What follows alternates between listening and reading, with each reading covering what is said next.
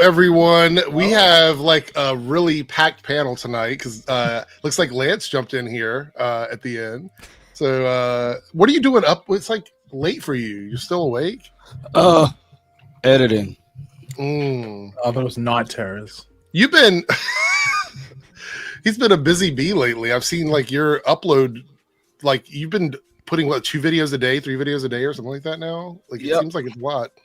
So we have special guests. We have Lance in the house, we have Taz in the house, we have Darren joining us as usual. Paige's here, and we have a lot of trailers to look over. So I'm glad we have a lot of people here to talk about these trailers.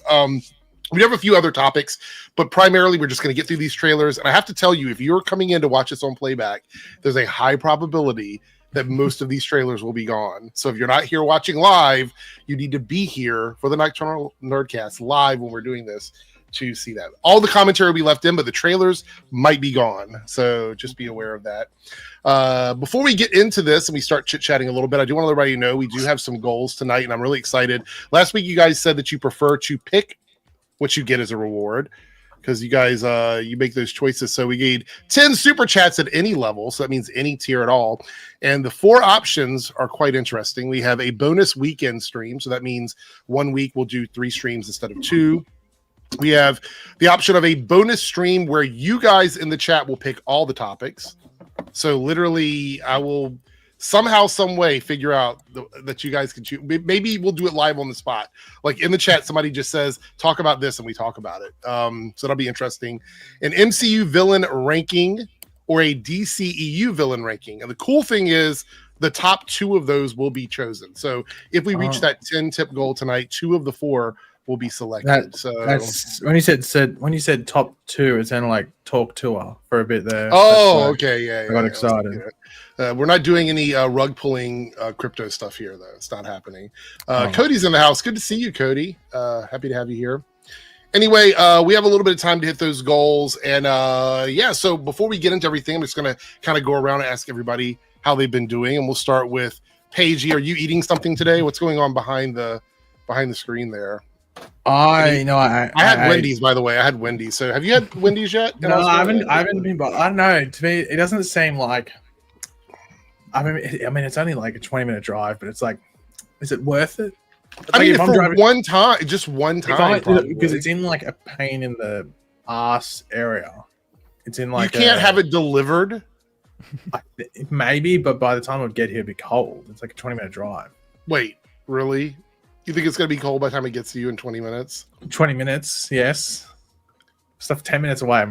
Isn't it slightly warm where you are right now? It's not cold yet. Yeah, but that doesn't mean it's going to be delivered warm. It'd be cold and probably soggy. That's probably what it would be. But all I hear is excuse after excuse after excuse. What an excuse to not get Wendy's. It's not like I'm avoiding buying something important. But I don't know. I might get it like in the next couple of weeks. I want to know your thoughts on it. I want you to try it so you can tell me what you, because I have to go to.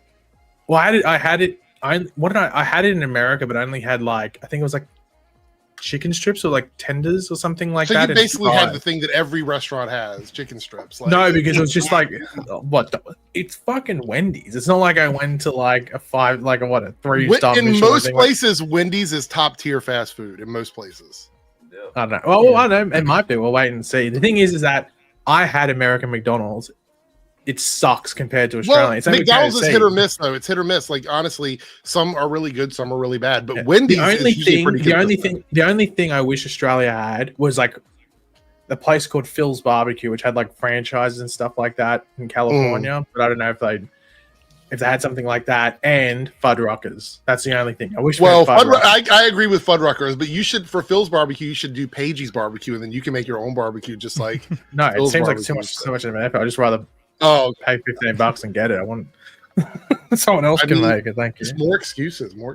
All right. I'll tell you what though. I did. So you know how we're talking about the OJ documentary that I thought was new. I was thinking of the wrong OJ documentary. There's one on Netflix. And I watched that.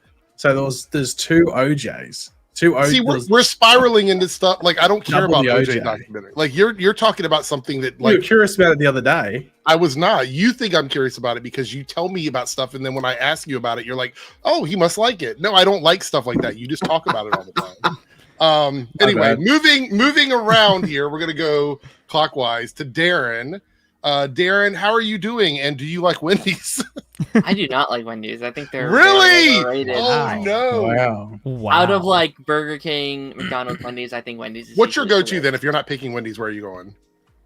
I mean, I don't really go out to eat very much. Like we do a lot of like home cooked stuff, but like okay, but you're out at a convention somewhere and you have options. You would die if you can't take another step without eating.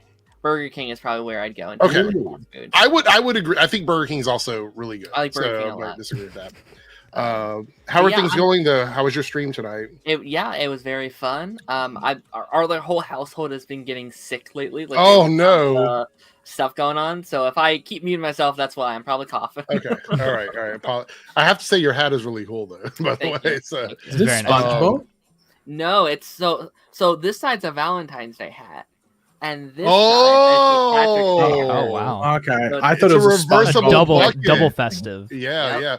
So you go from one holiday to the next, right? From Valentine's into St. Patrick's Day. All right. Yep. Gotcha. All right. Taz, we haven't spoken in a while. How have you been? Yes. How's life going? It's been good. I've been doing well. I've been very busy, but I'm glad to be back.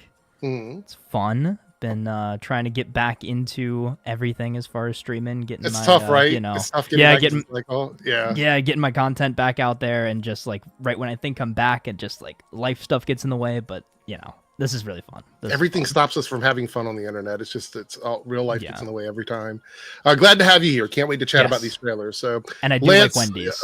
Okay, good. Glad you chimed in. Lance, matter of fact, Lance, what do you like Wendy's? Is that one of your play? Or you agree with Darren and say it's not good? I mean, I haven't had Wendy's in quite a while. I mean, my kids had it by choice, or it's like if I'm choosing between, I go get a taco from somewhere. Okay, Wendy's. It's just from somewhere. Wait, hold on. You said from somewhere. Where would you go and get a taco from? Are we talking Taco Bell or like authentic Mexican restaurant? I worked at Taco Bell for like half a year. I'll never eat Taco Bell again. It's like I have like two main like taco spots that I get like tacos from out here. Yeah. But yeah, like I do that or I get a pizza. But you know, thanks to the pandemic, I'm like Gordon Ramsay Jr. So I'd rather just cook. Oh, okay. Yeah. You know, I have discovered, I think I'm going to start a YouTube channel where I try frozen pizza. Like just there's so many of them. Just go out and try different frozen pizzas. Have you seen how many people do that? There's so many YouTube channels of people just eating food.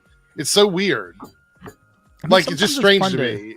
Sometimes it's fun to watch people eat while you're eating. Have you seen the one? So Taz, you mentioned that. I've seen the one where the people bite into it and they have the microphone so close you can literally hear them chewing the food. Have you seen those videos? Like basically like food ASMR. Yeah.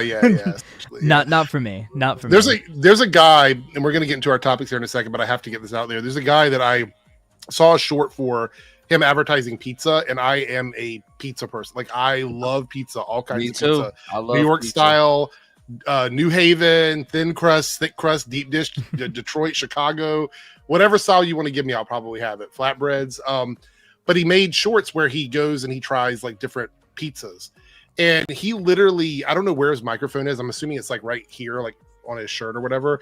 But he picks it up and it sounds normal. And then all of a sudden he goes to bite into the pizza. And when I tell you, it is like you're inside of a pizza cave and you can just hear like all the sounds. It made me so hungry. I went to seek out the pizza that he had because when he bit into it, it was so crunchy. And I was like, I know that tastes good. I can tell just from looking at it. So I went and found it, and it is the Red Baron fully loaded. I've talked about this before. It's like a deep dish Red Baron pizza. And I'm not a big fan of like frozen pizzas at home. But Red Barons aren't bad. But this is literally top tier. It's like a deep dish Red Baron pizza. And when he bit into that thing and it crunched, I was like, that's it. I'm sold. Totally sold. So... All right, we have some super chats here. Cody coming in with a $5 super chat going, Wendy's saucy nugs. Yes, I like those as well. I've seen the ones saucy nugs. Yeah, so basically with sauce on them. They're like smothered in sauce already when you go to eat them. So they're pretty good. Yeah, they're basically boneless wings. Yes. Yeah. But I like them. But also I've seen like the hacks where people will get the nuggets from anywhere, put them inside the nugget box with the sauce, and then like shake them up inside the box. So those are pretty good. Thank you so much for that. $5 super chat. Darren Lynch, you missed it last week. Eric discovered the gift of YouTube live ads. By the way, is anybody getting live ads tonight? Because I think I turned it off. I hope not, because that was annoying. It was like Twitch all over again. I don't know, Lance, if you had that on Party Nation, have you seen it where the live ads run or anything like that? No, I'm still not back monetized yet. Well, no, I mean, I know you're not monetized, but I didn't know if YouTube was putting like ads on your videos or not, even if you're not monetized. So nope, not yet. Okay. Well, either way, I was popping up. I don't know. It was happening a lot last week. I think people were getting them like every 15 minutes or something. I had to go in and turn it down to the lowest possible setting, and that still was like every 30 minutes people were getting ads. It was really annoying. Oh, wow. Hopefully that's not happening tonight. All right. People are saying no ads. Not yet. Okay. Let me know if an ad pops up randomly because I think I figured it out. Give me the loot. That's what I say all the time when I'm playing my video games. Lance, that's like the angle of the dude that got caught gooning in the drive-thru. Don't put it any lower. Yes, yeah. No, I haven't watched it yet. I did. I think you sent me the tag on Twitter about it. Maybe. Yeah, I think it was you. Yeah, Common Side Effects. So it's on adult. It's an Adult Swim cartoon. Is it on Netflix? I don't know where it is. I'd assume it's on Adult Swim. Well, no, I didn't think Adult Swim was locked into anything anymore, right? It's not. Its own thing. It's like, it'd probably go to Max if it's on Adult Swim. Is it actually on Max? That would be crazy. There's nothing on Max right now. I will talk about the halftime show if people want to send over super chats for it because we have so much to talk about. I'd have to like prioritize it. But that's a lot. There's a lot to talk about. There's a lot of drama over that halftime show, but I don't want to get into that because that would spiral into a bunch of other stuff. Anyway, we're 2 out of 10 super chats. You guys are on your way to getting 2 of the 4 bonuses. So thank you guys so much. With that being said, let me get my screen ready. Which trailer should we watch first? Let me see. What do I have here? Wait, do I not have them loaded up already? What?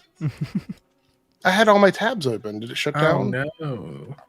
Yeah, all right, hold on. Let me go to Joe Blow real quick and see if I can find it. Fuck no. Get off Joe Blow. No Joe Blow. All right, hold on. Let's do Thunderbolts first. That's the one that I've already seen.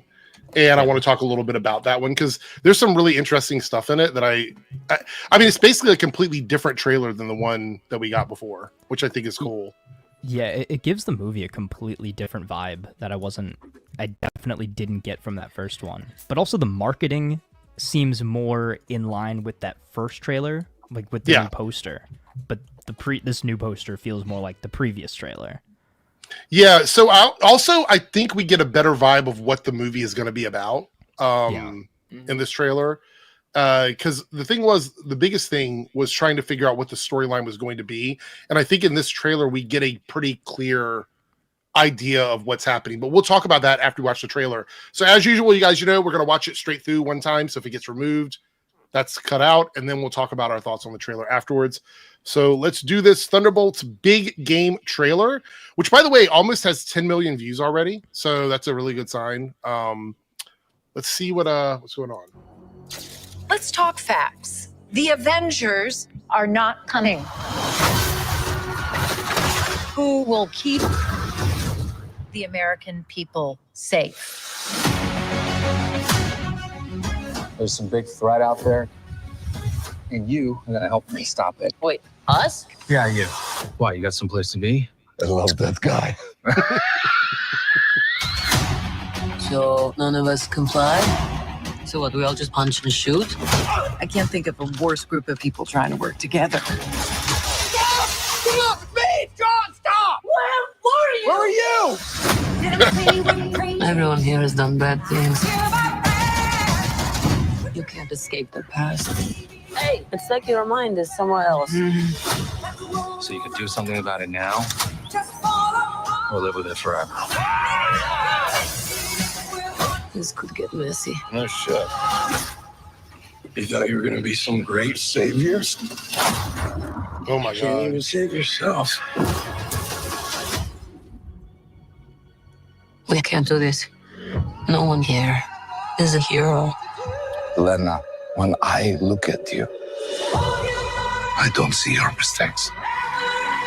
That's why we need each other. Okay, that was really good. We are the Thunderbolts! Can't call ourselves that. God, thank you. This has makings of team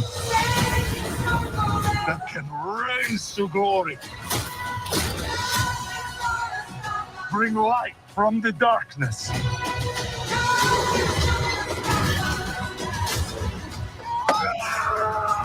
This team can be the heroes on the Wheaties box. That's the marketing that we saw, which I think is great. Yeah. With a little giddy toy.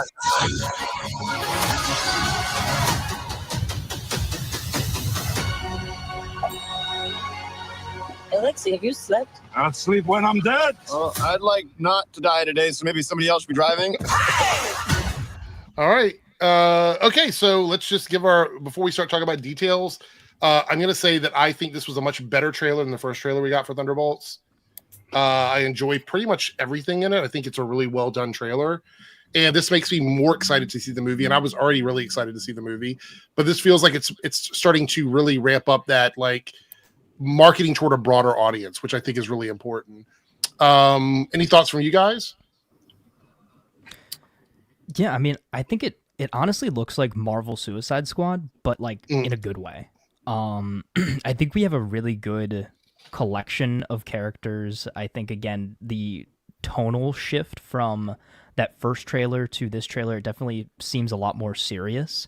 But still having, those kind of, fun, more lighthearted moments. Yes, we have kind of an unlikely group of characters coming together, but we do have very much so kind of like all of the B, C-list characters just coming together to fight a massive threat that is, for all intents and purposes, like a Marvel evil Superman kind of character with Sentry.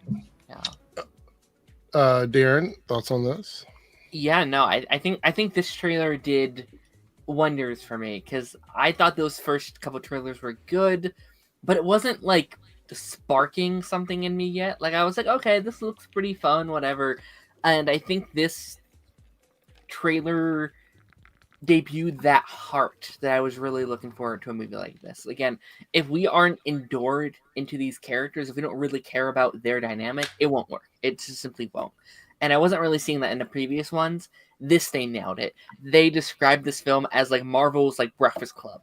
And that's what this trailer feels like. It feels like that Breakfast Club kind of thing. So I'm way more excited now. I'd even argue in terms of just showing off the movie, probably better than the Fantastic Four trailer. Just in terms of like, showing off like what the tone is and stuff like that. So I'm very excited.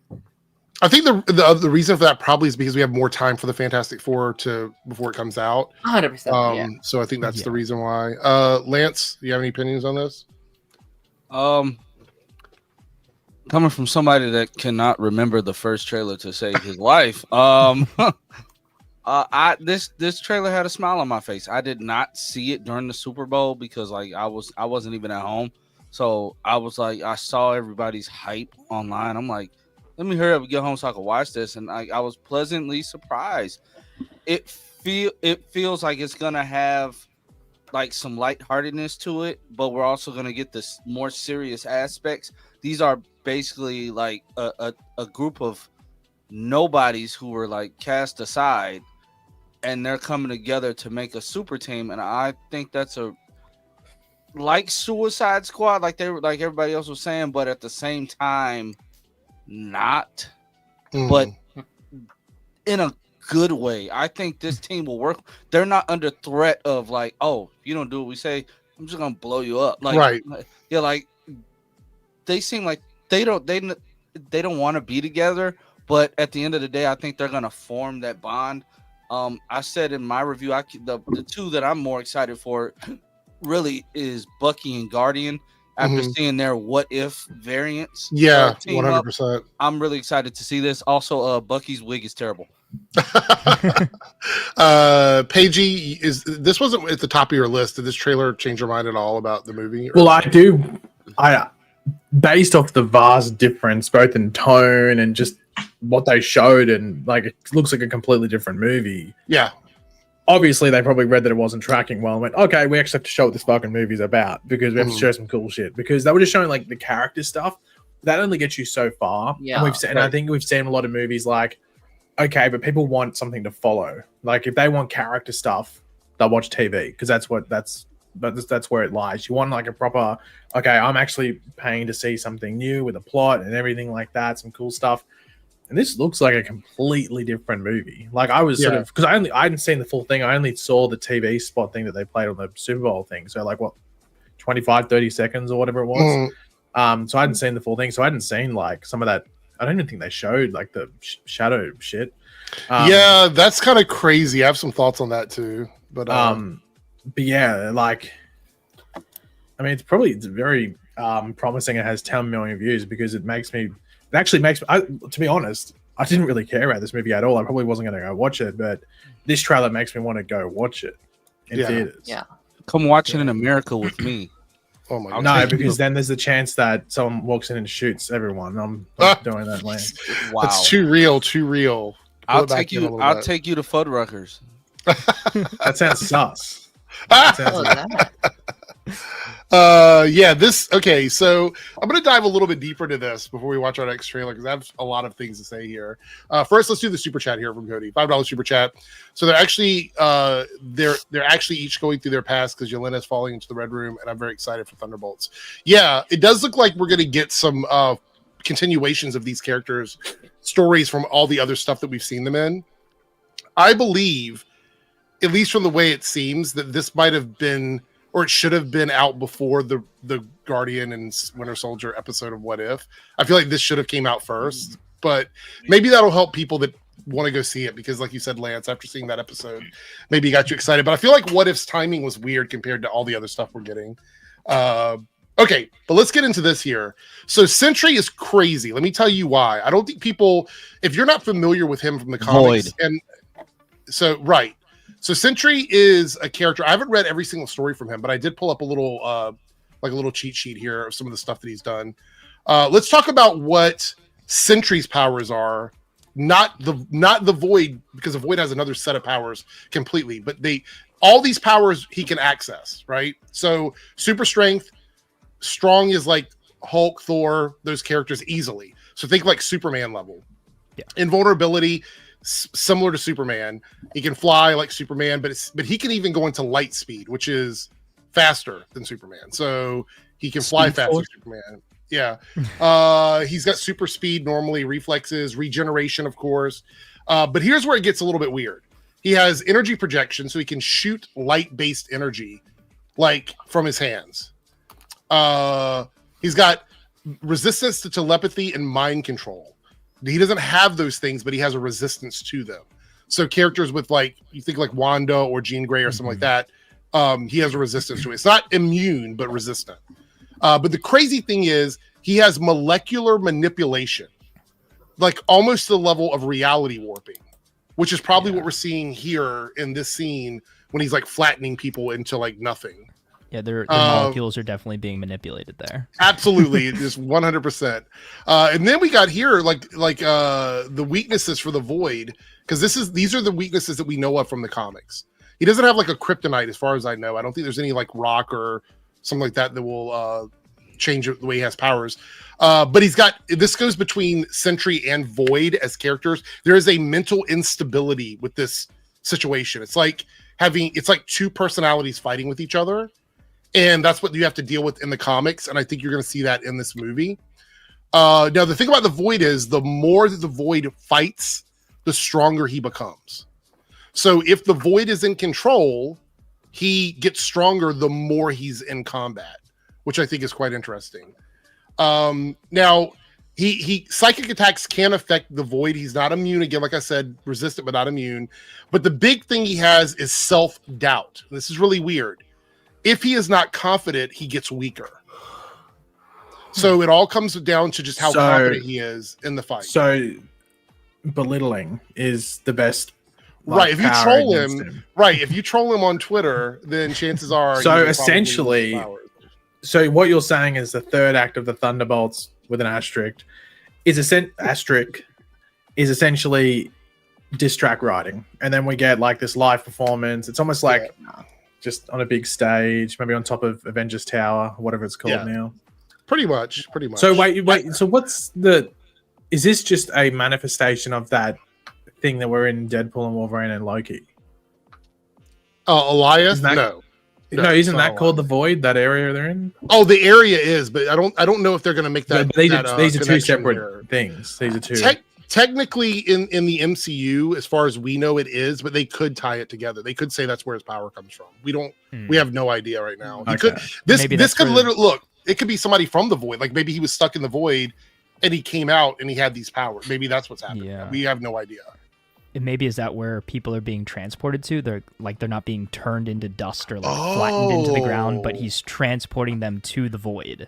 That might be kind of cool. Yeah, if they end up doing that. I will say though, these characters, we have a bunch of super soldiers essentially facing Superman with a outrage complex. Like this is a Superman that can reality warp. It's a Superman that can shoot energy blasts from his hands.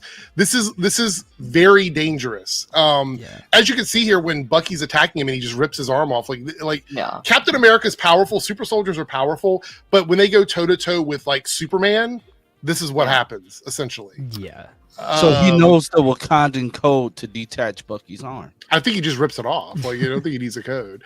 I will say one thing I hope Marvel does, and this is after seeing some of the extra clips from Brave New World, and I don't hate it, but let me just put this out there. Do not ever make Bucky's arm nanotech. Always make it a physical piece of machinery that is connected to him. Not because I have an issue with nanotech in general, but I don't think everything needs to be nanotech. I don't think it does. I like the idea that if you rip his arm off, he has to get his arm back. Like, I don't want it to be nanotech. Do you agree with his arm being dishwasher safe, though? No, I think it should be rusted 100%. So, just kidding. Or should he have maybe put it in the washing machine instead of the dishwasher? I don't think it will rotate properly in the washing. But I do think it's hang dry only, though. Oh, okay. Got it. Yeah. Use Tide, or what do you mix in there? So I have but they might be avoiding that because like there's that whole thing about kids eating Tide Pods. Oh, the Tide Pods, yeah. So maybe that's why I was in the dishwasher rather than. Did Tide Pods go in the dishwasher or the washing machine? Washing machine. Washing machine. Can you skip? Okay, so that's why I was in the dishwasher. Where they show John's shield. Yeah, they got crumpled. I was under the impression, first of all, that looks like Soldier Boy's costume from The Boys. I was under the impression that his shield that he got from Valentina was also vibranium. Right. So this is one of those. Yes, not. Okay. No. Hold on. This is one of those things that I've argued with people quite a lot about. When the Hulk faces off against Thanos at the beginning of Infinity War, and we see his ass gets handed to him, there's a power scaling element that has to be established with characters that you're facing off against. If we see Sentry bend the shield, that is an immediate, like, we know this guy is so strong, he can literally bend vibranium. So once we establish that, it tells us, like, visually what the power level is that we're dealing with this character. So I think it is vibranium, but I think he's like so strong he can literally bend vibranium. My wife thought she was like, I thought he got rid of that bogus shield he made in the garage. I said, that's the one that Valentina gave to him, and she's like, I mean, it might not be vibranium. It might not be. I don't know. But if it is vibranium, it just shows how strong Sentry is. I don't have a problem with that because we know adamantium is coming, so we know we're getting a stronger metal. Right. You know what would be hilarious though if he thought it was vibranium the entire time he's been using it. He's like, what is this? Why would I give you another weapon? It's vibranium from Timu. It's from Timu. He killed somebody with it already. So I mean, she probably was figuring let's not. Also, it's interesting. They actually still call him John Walker. They haven't given him a code name. If you saw in the trailer here, everybody had their code names. He was John Walker. So Yelena was just Yelena as well. Oh, really? Okay, so maybe they haven't officially made her Black Widow yet. So because she called him U.S. agent at the end of Falcon and the Winter Soldier, but it don't seem like he's like doing any missions. Like he's just at home with his kid. Was his wife? His wife was black in Falcon and the Winter Soldier, right? Wait, who are we talking about? John Walker's. I think the kid looked like a biracial child. Yeah, like his wife was black, wasn't she? Like, wasn't she? I think we saw her. I wonder if they broke up, maybe. Like maybe. After he killed that. You know what? That's probably what it was. Yeah. That's why he grew the beard. I don't think you need an official like reason why. It's like she saw that and she was like, "I'm out of here." So that sucks. I'm out of here. Also, the speech at the beginning when she's talking at the beginning of this seems to me like they are establishing that this is the beginning of like the new Avengers. Like this is a team that's here to replace the Avengers for like temporarily because of what's happening. So I wonder if what we're the asterisk might not be. The asterisk might not be for a new title. It might be like some of these people are going to be slotted into the new Avengers team. I don't think Sam's going for that. Maybe Bucky, because that's his boy. I mean, we already know that's the case, right? We heard that they're all, or most of them, are in the Avengers 5 cast. So yeah, that makes a lot of sense. Yeah, but I mean, when it comes to the Avengers movies now, I don't think of them as right. So they don't have to be officially Avengers, right? They don't have to have like the official Avengers name. But I would not be surprised. Right, but I wouldn't be surprised if like Black Widow and Winter Soldier and Red Guardian and those characters do get incorporated to the Avengers. I don't think Sam is going to be okay with John Walker being in the Avengers. I don't think that's going to happen. I thought unless there's a boys at the end. I thought they was cool, like towards the end of the. No, they might be, but I think the issue is like okay, so maybe possibly in this movie, John Walker changes his reputation. Like people see him doing good things and they give him a chance to like, because that's essentially what Winter Soldier went through, obviously, to like change how people felt about him. So maybe that's what happens here, which also I want to point out, Taskmaster is dead as a, like she's gone. Like after the beginning of the movie, she's not in the third act because she's like, I believe Sentry, what happens is she goes after him and she's the example that's made. So, like, what do you do? Yeah, Taskmaster is like the Slipknot of the movie. She can copy combat styles, but she can't copy superpowers. So yeah. Well, what I think is also kind of interesting about this is it kind of potentially debunks a theory I had, because I was thinking maybe at the end of Captain America 4, that's when we kind of reform or at least set the motions on. And there's no Avengers yet. Yeah. So I mean, not saying they could obviously like edit it where it's like, oh, they said it like this or whatever, or it's just like him looking at a sheet of paper with all the Avengers on it. Like maybe it's not officially formed yet, but I would say anything of like, oh, they're all in like a room at the end of the movie will probably not happen unless this takes place around the same time. It could. And we do see too that Valentina does now own Avengers Tower, it seems like. Right. Yeah. So that's that big theory that everybody's had for a while. We're coming into a weird, it's going to be a weird phase for Marvel because we're getting some really interesting changes that I actually think are for the better of where we are in Marvel's world. But also we know we're getting a complete switch up after Secret Wars where things are just going to be vastly different. And we don't know what that's going to look like either. But I don't have an issue with sort of this pseudo Avengers thing, because another thing about this movie is I think it feels like, if I had to put my finger on it, it feels like a Guardians of the Galaxy type vibe, like these characters that don't get along with each other that are sort of coming together to stop this greater threat.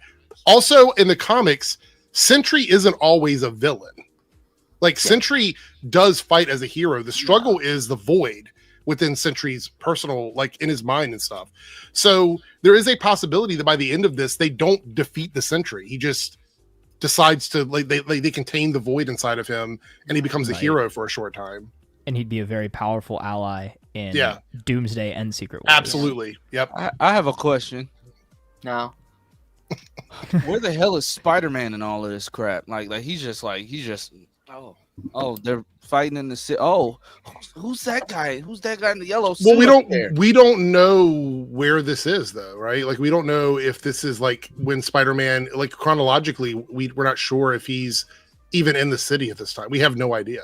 We don't know what's up with Spider-Man. Yeah, I'd assume it was, but then again, also, I want to know if they will reference anything with like once they meet up with Bucky, because it's clear Valentina is blackmailing Bucky. Like that's always been my thing. Like she's blackmailing him to put this team together. Like she's like holding like some leverage over him or something, because there's no reason he would go back to looking like this and looking all depressed. Wait, who we talking about? Winter Soldier? Yes, there's no reason he would go back to looking like this after Falcon and the Winter Soldier when he was in a better place. Well, we know that he's co-lead with Yelena, so I'm sure he's going to have a big story in this. Yeah. I feel like think that I would feel be like this movie is setting up Winter Soldier to become whatever his final form is, like what they want him to be in the MCU. Like I think that's what we're moving towards. Black Panther. There is. Sorry, go ahead, Ted. No, you got it. There's a shot. I think is it Taskmaster or someone where they're holding Bucky's arm in like one of the shots, and like a lot of people are like, "Oh, do they kill him?" Which obviously they don't kill him off, but I do wonder what happened in that scene that they have Bucky's arm. I'm not sure exactly where it is, but I saw like a screenshot on Twitter. That wig is terrible. Jesus. It is. Yeah, I'm not sure where it is either. I'm sure it's around here somewhere in this area. I'll see if I can find it. Yeah, if you can find it, we'll bring it up. There's Taskmaster right there. Yeah, I don't think we see Taskmaster outside of this scene. Oh, that's not her. That's Shalana. Never mind. Yeah, but I think this is the room where they meet Sentry, so I think this is where it all starts, right? Yeah, and then just Sentry just cleans house immediately. Like, I hate to be that guy, but I really hate what they've done with Taskmaster. Like, No, I was Dan, hoping, be that guy. Be that guy. like, again, like I have no problem with like how they changed the character, but it's like that is such a cool character, and I feel like they drifted so far into what kind of people wanted for that character. And there's nothing to tie it necessarily to the original Taskmaster. It's like a completely different character. Yeah. They just kind of turned Taskmaster into another assassin that looks like Taskmaster. Kinda. So BTM says, does this feel like the new James Gunn DC universe? I don't think so. Only because this is still connected to the bigger MCU stories, and I think James Gunn's DCU is going to be a lot of movies that are just like vaguely interconnected in the beginning. Yeah. So, yeah. I will say I do have one small nitpick of this trailer that I was further reinforced by watching it again. I don't like the color palette. I think it's way too muted. There's like it's definitely no color. There's no color to this movie whatsoever. And that, again, small nitpick. It's not going to affect my enjoyment, but I just, I like bright, vibrant movies. Yeah. I wonder if that, It's like an episode of fucking Titans. That's what it looks like. Oh, yeah. It does. The blue hue. I'm trying to see here. There was a shot of Sentry in the air, I think. Yeah. Right there. I think it's right here. Oh, again, another look at Taskmaster still in that room. Yeah, she doesn't make it out. Yeah, that's it. That's the end for that character. So there's Sentry kind of flying and stuff. It looks good to me so far. His hair is not nearly long enough. I think he's going to grow it out, probably. They're probably going to grow it out. Cancel the movie. I think up until this point, we've had a couple of like Superman type characters in the MCU. Like if you look at the beginning, the MCU Superman was Thor. Like when he showed up, it was game over. Like you remember again, I always go back to this. The scene in Infinity War where he lands with Rocket and Groot, that scene is like when they say you're in trouble now or whatever the line. It's crazy, the allegories to Thor. And I will say this also, I think the MCU did so many good things for Thor as a comic book character because he was kind of a generic character that only diehard comic book fans really loved. And they turned him into essentially a Superman for Marvel, which I really appreciate. And a lot of that has to do with Chris Hemsworth as well. Like just him being really good in the role. We had him, and then we had Captain Marvel, which is essentially the next iteration of like a Superman, Supergirl like level character as well. And we have this character, and the other one that we haven't seen yet is Hyperion. I don't know if we'll ever get Hyperion in the MCU. I would love if Hyperion shows up in Secret Wars. I think that would be crazy, but I don't know if that's going to happen. And it's Henry Cavill? Not Henry Cavill. No, I don't think it's Henry Cavill. But yeah, I just love all of this. But you're right, Taz. I think the color. I was going to say something earlier about it, but I didn't know if it was because they want the movie to look sort of like like you're supposed to feel the weight of what's happening in the film, so they're setting it with the color palette. But I guess you're in the void. I guess you're void of all saturation. I really wonder how they're going to stop Sentry, because if it's just this team, I mean, there's only one character on the team that really has any superpowers that I think would be useful, and that's Ghost. But I don't know. Ghost may sacrifice herself in the movie to stop Sentry. I have no idea. I don't know. I can't remember if it was in this trailer or a different trailer, but didn't somebody mention it's like we just punch and shoot? Like we can't really do much. Yes. I think it's in this one. It's in this one. Yeah, it is in this one. You think Yelena gets killed off? I don't think so. No, I'm saying I think Yelena says it. Like I thought she's dead. I was like, wait, hold on. No. Honestly, I don't think anybody's gonna get. If anybody gets killed off, it'll probably be Taskmaster. Taskmaster's 100% dead. I actually think the only two that could die are Ghost and probably Bucky. Well, except for Taskmaster, because that's a hashtag confirmed death already. But Ghost and I only say Bucky because I could easily be like Sebastian Stan just tapping out, being like, do this cool movie at the end. I would maybe Red Guardian for him going forward. I would really hate if Bucky died because I feel like he's like surrounded by characters he hasn't spent in the last 12 years. Like I think you have to have Sam there if you're killing off Bucky. And I think we got this covered articles. But I also want to point out that we have to remember that where's it at here? We have to remember that a lot of this stuff is going to reset. So like Taskmaster, we may get a legitimate real Taskmaster, like one from the comics that shows up after Secret Wars. They can do anything they want at that point. Where is the Superbowl at? How to Train Your Dragon Superbowl? I'm trying to find that one. Watch that one next. I do just want to add really quickly something I think is very interesting, kind of to add on what you were saying. Like, the main criticism for a very long time was, oh, I don't want to watch this movie because they're all like super soldiers and stuff like that. But this trailer makes it very clear that's the point of the movie. Oh right? Yeah. Like they are like what you are saying, and very similar to what I think Captain America is doing. What what you are worried about is also what they are worried about. Like, how do you stop the Hulk? How do you stop Sentry? Like these are things that they have to figure out. It's like we are so out of our league. How the hell are we gonna beat this guy? I mean, but if you go back, Darren, that's how the Avengers movies were. Think about it. Like the first Avengers movie, they were facing off against an invasion in New York City with all these aliens, these giant creatures. The second one, fucking Ultron, which is like crazy to think about that. And then Thanos. With the Infinity Gauntlet. So it's always been Captain sort of this like, how do you do this? How do you stop this? Because it makes you feel like too. Exactly. Right. They did it. They lost.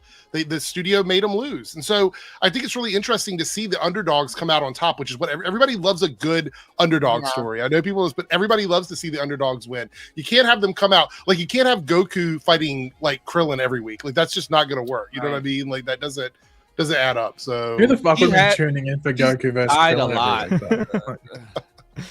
But I mean, but Darren, that's a catch-22 because I mean, we're literally getting a underdog story this weekend, and people can care less. They say, oh, he should have took the super soldier serum. Oh, you should have took it. How's he gonna fight the Hulk? Oh my god. I mean, he's essentially Iron Man with Captain America suit. Can we use that impersonation again? Because that was that was top tier. I cry, but seriously, like it's just we could go on and on about that. It's just weird. Well, go ahead, Darren. Sorry. No, go ahead. I wonder how much they're going to tie into each other because they really do feel like two sides of the same movie. Like there's so many similar tones and ideas and just themes between these two movies. Like it almost feels like a two-part film that's a follow-up to Falcon and the Winter Soldier. You know I think that's intentional, though. Yeah. I think it's intentional. Yeah. But isn't that like the whole thing about like? Isn't that it is, isn't it? Because isn't that what they do in like the earlier? Is it the first trailer, the second trailer, when like they're putting this team together, but then in not Falcon Winter Soldier, what's it called? Captain America thingo. The president wants to pull back the Avengers, but then obviously the president goes YOLO, and that's not going to happen. But I didn't even think about that. That's a good point. So in Captain America, they want the Avengers to come back, and by the time we get to this movie, they realize the Avengers is not coming back. So then Val wants to use her Avengers, which are the Thunderbolts. Yeah. I just love how Sam like just reads Ross for his filth in that moment, though. I said, but excuse me, but aren't you the ones that wanted to shut us down during the Sokovia Accords? I said, that takes a lot of courage to say that to that crazy man. I wouldn't have did it. Yeah, well, I wonder. Oh, you got it. I wonder if Sam or if Bucky almost is almost a co-lead of Avengers 5. If it's this idea of like, okay, I've been putting together a team, you've been putting together a team. Let's combine our teams together, and then we get some of the like miscellaneous kind of characters too, like stuff from space and stuff. What if it ends up being a situation where we have multiple teams facing off against Doom? Like Thunderbolts, Avengers, Fantastic Four. Like, can you imagine? Yeah, exactly. Facing off against Doom. Do you think, because we know at the end of Fantastic Four, they're going to end up on Earth 616. That's what's heavily rumored. Is that a spoiler? Hold on. The movie's not out for a while, Lance. What are you doing? I'm wondering how much time between the end of Fantastic Four and the beginning of Avengers Doomsday has passed, because I cannot see the Fantastic Four fighting alongside every other hero, and they're just wearing the cute little cloth sweaters, and they're just wearing their everyday uniforms. But but are they gonna MCUify them? I don't want them to, but then again, I can't see them going out into a huge battlefield like that. But wouldn't that be can't they just like selectively do that because of where that takes place, like the Fantastic Four? Like, is that set? Like, do we know what year that's set in their world? We don't know what year it is, but I think it's present day, but in an alternate reality. Yeah, it's present day on. So it's going to be 2025 in that Earth. Yeah. Yes. Yeah. Or whatever the MCU's in at the moment, whatever they're in. Yeah, it's just. I think we're finally caught up with the MCU. Aren't we close? Yeah, aren't we like 2026, 2027? They said that Captain America Brave New World will be a 2-year time jump from Falcon and Winter Soldier, and that was set in 2024. So we are now in 2026. So we're about a year behind. They'll probably catch up by the time it's Doomsday or Secret Wars. Yeah, I would imagine. So it's like, but like I've been wondering that, like, how much of a time jump, like where are they gonna be at? How do they get pulled into this bigger war? Like they're not gonna know anybody. Like, my headcanon is they show up on this Earth and the first person they run into is Peter Parker and something like that. I gotta tell you something about that, but I do want to give a shout out to BTM Reviews for the 1999 super chat. Thank you so much for that. Yeah, taking a break from negativity is really good these days. The negativity is coming soon. Don't worry. Oh, is it? Is it really? I didn't 10 minutes away. You sent me a message. It's coming. Give me the heads up. No, I didn't. I think you did. Okay, so I want to say this about Fantastic Four, and I've seen some screenshots of this, and maybe Darren has seen it as well, or other people, but there's a rumor that in Fantastic Four, at a certain point in the movie, they start to travel from Earth to Earth in the movie, because there's a scene in the trailer. I don't have it handy, but it shows Reed on his chalkboard with a wormhole design that looks like it's meant to travel. Multiversal bridge. Yes. Yeah. Right. So, and if you look, there's a shot of them from the back looking out into the city, and it looks like the branch timelines. Well, no. The city, the skyline for the city is not the retro futuristic skyline. It's a regular skyline. So there's a theory that they have already, in that movie, they're already jumping through to get away from Galactus. Is a theory. So it's another theory. I don't know if you've heard it, but it's I saw it like online like a week or two ago that their big secret is the fact that they aren't even from this Earth. What, the retro futuristic Earth They're or not whatever? even from the retro futuristic Earth. They got stuck there after their accident. So they became the saviors, and that's why Galactus is coming there. Yeah. Well, to follow that, I also heard that that's the reason. So the theory that I saw is that the reason why Reed works on building a multi-dimensional bridge is because they are stuck outside of their Earth. Like the Earth that they were from, the accident happens, they come back to Earth. It's a different Earth, but they all have powers.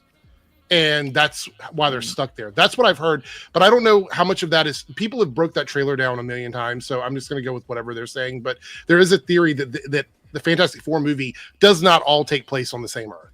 So that'd actually be really cool to see.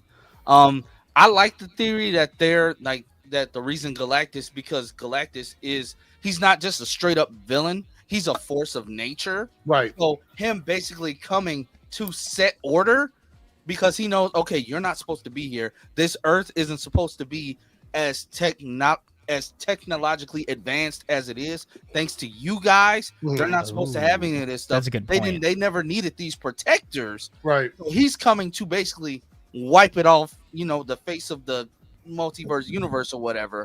And that's why he sent that herald. Right. So it makes you wonder, like, if he's trying to get rid of them, is he gonna follow them to 616? I don't like the idea, and I don't think the trailer makes sense in regards to. I think whatever Earth they're on is the Earth they get powers on. They return to Earth and everything like that. Because it's just that even that footage of Ben Grimm looking at the TV at his younger self before he's the Rock. Like, how does that make sense if he was different?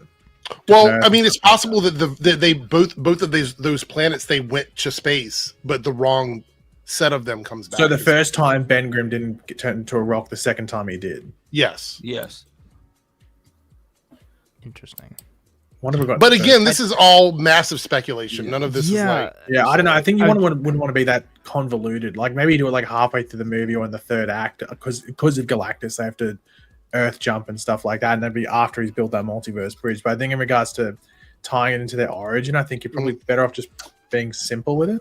Yeah, I agree. I don't know how good the reception would be if we start out the movie just saying, okay, it's another crazy multiversal story. Right. I think if we end up getting to multiversal stuff, and that's more so set up for things like Doomsday and Secret Wars, and not necessarily as intertwined into the main plot of Fantastic Four, I think that makes more sense. Like, hey, Well, what about this theory? And this is my headcanon or whatever. With as far as like Doom is involved, they don't know him. They don't know him at all. He's off in Latveria doing whatever it is that Victor Von Doom does while he looks like Robert Downey Jr. Having a little liquor or something. I don't know. Galactus still comes. The Fantastic Four cannot stop it because on this Earth they are this world's only protectors. Cannot stop it. So Reed is working on the multiversal gate. They escape the Earth, but Doom somehow comes with them. Yeah. And since he could not protect his world, that's where we start off in Avengers Doomsday. He couldn't protect he couldn't protect and save his world. So he's gonna go against all the other teams of heroes and try to save this Earth. I'm going to spoil the whole movie for you right now because I'm going to give you my theory and then we're going to move on. But this is the final thing I have to say about this. The shot of them in another reality that we see in the trailer with the sky lighting up and everything. I think that what happens is similar to the Maker and the Fantastic Four during the Incursion event before Secret Wars in Marvel Comics, where they have to sort of try and save the two Earths. The two Earths are working together. The Ultimate Universe and the main continuity are working together to try and stop this incursion from happening. So what I think we're going to see, and this is all just kind of spitballing it, but the reason why Reed is working on this ability to go to another planet is because he determines the incursions are happening and Doom is behind the incursions. And this is what brings Galactus to their Earth because of the incursions that are happening. And so when we see the shot of them on another Earth and the lights in the background, like it looks like something's about to happen, that is the end of the movie. They escape their Earth because they can't stop Doom. They can't stop Galactus. Their Earth gets destroyed. They come to a new reality. They step out. They're looking out to the sky and realize that even though they've come through, they're being followed by Galactus and Doom, and that's what sets up Doomsday. Yeah. And then that's Peter, what I think. Then Peter swings up and says, well, Peter's emo now, so he's like, okay. Hey, who are you guys? Oh, no. Nobody knows me on this. You're sounding like the TikTok Miles right now. No, he's gonna be like, well, you guys look like you're from a really old time, and why does that guy in the green suit look like Mr. Stark? All right, we got a super chat. Oh gosh, we got a $5 super chat. Do you still think Thunderbolts will change the name to Dark Avengers like a month or so before the movie? I don't think so. Now, I think the evil. Asterisk is I think they're in on the joke. I think that's what that is. So the fact that nobody likes the team name except for Red Guardian is the joke. And I think they're playing on that with the title, but I think they will change the name of the team by the end of the movie. So I think what's going to happen is that's like an asterisk, like it's a working title, but it's self-aware is what I think. I think they'll do an end title card and also Dark Avengers. Yeah. The Dark Avengers. Yeah, something like that. You know what I just thought about? Eric, you just gave me the idea of a in-universe joke that they could be doing right now.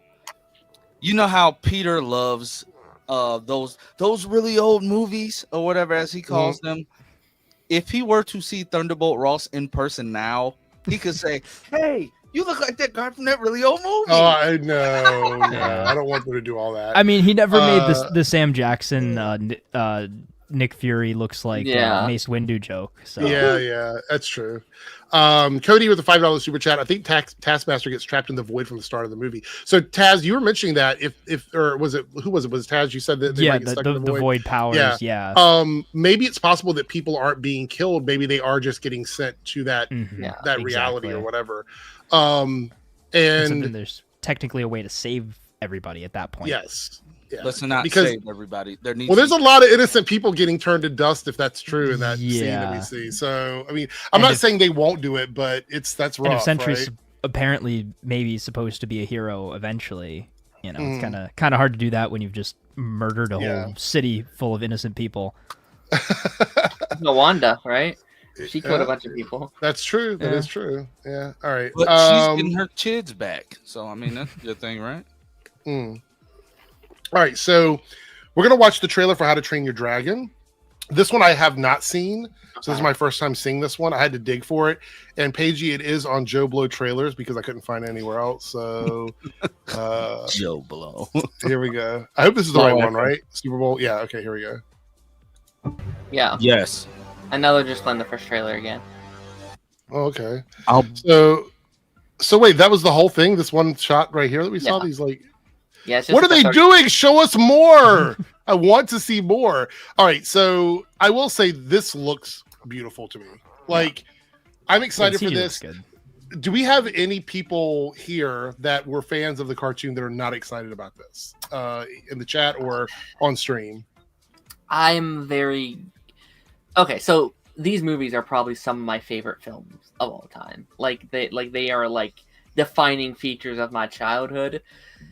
I'm very conflicted, not because it doesn't look good, but it does.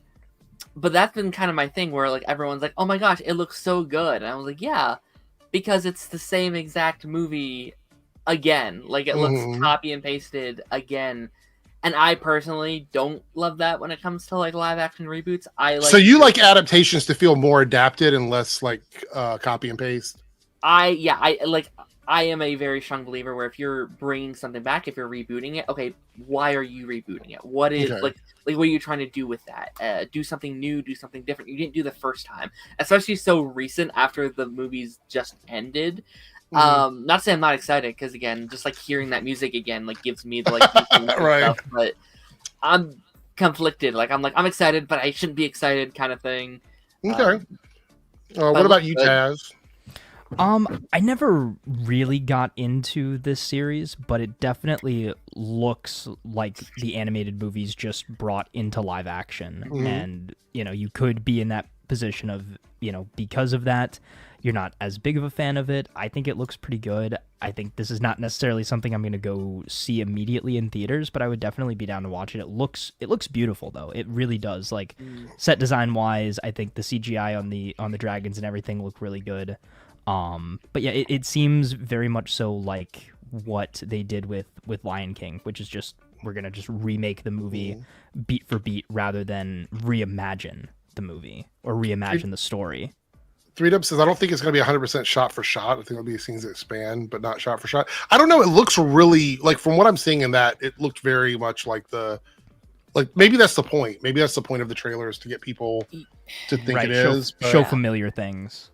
I mean, just based on the people who had saw it like beforehand, the like test screens and stuff, we heard it's basically just the same movie again. Oh yeah. And it's like I just don't like I don't know. I'm not like to me that's so just like anti-art, especially like from what we heard from the studios, where it's like the director from the trilogy is coming back to do this, and he had basically said it was like, well, if I didn't do it, they would have got someone who doesn't care to do it instead. And I was like, Well, I don't like that motivation. I don't like your motivation making a movie to be fear out of a studio ruining a property. Like that doesn't feel genuine to me. I mean, it kind of sounds like the whole Joker 2 thing, where the only reason that got made is because the studio was going to make it anyway. So I guarantee that's what it was. It's like, okay, this studio or this franchise makes us a lot of money, but how they ended the third one, you can't really do another one, and it would be very hard to do a prequel. So what is next? Live action. And again, that's not like this franchise is so good because they are so passionate about that franchise. This feels like a product, not a project, if that makes sense. So we'll see. Oh my gosh, Harrison, they could have had fun with an M rating. I don't know about that. I mean, How to Train Your Dragon to do battle. Yeah. I pitched it for years. Again, it would never happen because they can't do this for like a kids movie. But I would have loved a prequel, like for like Stoic, because he's such a character. But to do that, you have to have them like murder dragons. It's like, yeah, you probably don't want them to do that. Yeah, but it'd be sick. Anybody else? Paige, Lance, any thoughts on this trailer? I mean, I only watched the first one. And I won't be saying this. So okay. So with that being said, do we think this movie is going to do well? That's the question. Yes. Is this movie going to do well? Yes. This is probably $1 billion because one of the movies, the animated ones. I mean, so you'd assume. I think it just has to get like okay reviews, so 60% up. Because if everyone goes, "Oh, it's fucking shit," Moana 2 is still crushing it at theaters. It's so crazy. Still doing that. It's like, what's going to be interesting though is this and Lilo and Stitch will both be in theaters at the same time. They come out a couple weeks from each other. I think the thing is that like, has Lilo and Stitch like gone to the next generation and stuff? Like, I think so. I think that's... Lilo and Stitch is so much more marketable though than How to Train Your Dragon. Well, also because I mean, if Moana's making, they're both like Polynesian and stuff like that. You can play into that and stuff. So I don't know. I guess, and also like Stitch doesn't look like ass as well, which was a concern. He looks fine, or it looks fine, whatever it is. I think both would do well, but I'm curious, like them at the theater at the same time, and of course there's like a 2 to 3 week gap and stuff like that. But I'll be curious if I'm curious if you have a family that's just like, okay, which one of these two are we going to show our kids? The How to Train Your Dragon one or the Lilo and Stitch one? I think that's going to be an interesting conversation. Yeah. Has there been anything new Lilo and Stitch recently, or is it just the original? They had 4 movies, a TV show. 4 movies? When the fuck did they come? Straight to DVDs. They were like yeah. Oh, they're like Cinderella and Throne like the original stuff. Original series and But I Lilo and Stitch is such a staple for Disney, not because of the movies, but just like the IP branding. Like it's very much like Grogu, whereas like people are still buying like Stitch toys and Stitch plushies, and he's still like Stitch a massive, very marketable. Put them on pajamas and pillows and towels and stuff like that. I do think Stitch is more recognizable yes. than How to Train Your Dragon. Like, yes, How to Train Your Dragon is popular, but I think if you were to show the How to Train Your Dragon and Stitch from Lilo and Stitch, I think more people would pick out yes. Stitch. Yeah, I think next to Mickey Mouse, maybe Winnie the Pooh. I would say Stitch is probably the most like recognizably branded Disney character, just because it's like, oh, he's so cute. You know, everyone looks their own Stitch. So, I mean, I have a Stitch hat here, so it's like it's so recognizable. I feel. Mm-hmm. Well, I will say this: I hope the movie does well, only because it's getting a lot of backlash for some of the casting in it, and I'm like, I don't want to do that. But you're right. I see what you're saying. As someone who's a diehard fan, I'm a casual fan of these movies, so for me, it's like I'm probably going to go check it out, but it won't be something that I rush into or anything like that. Here's something else, just like really quickly.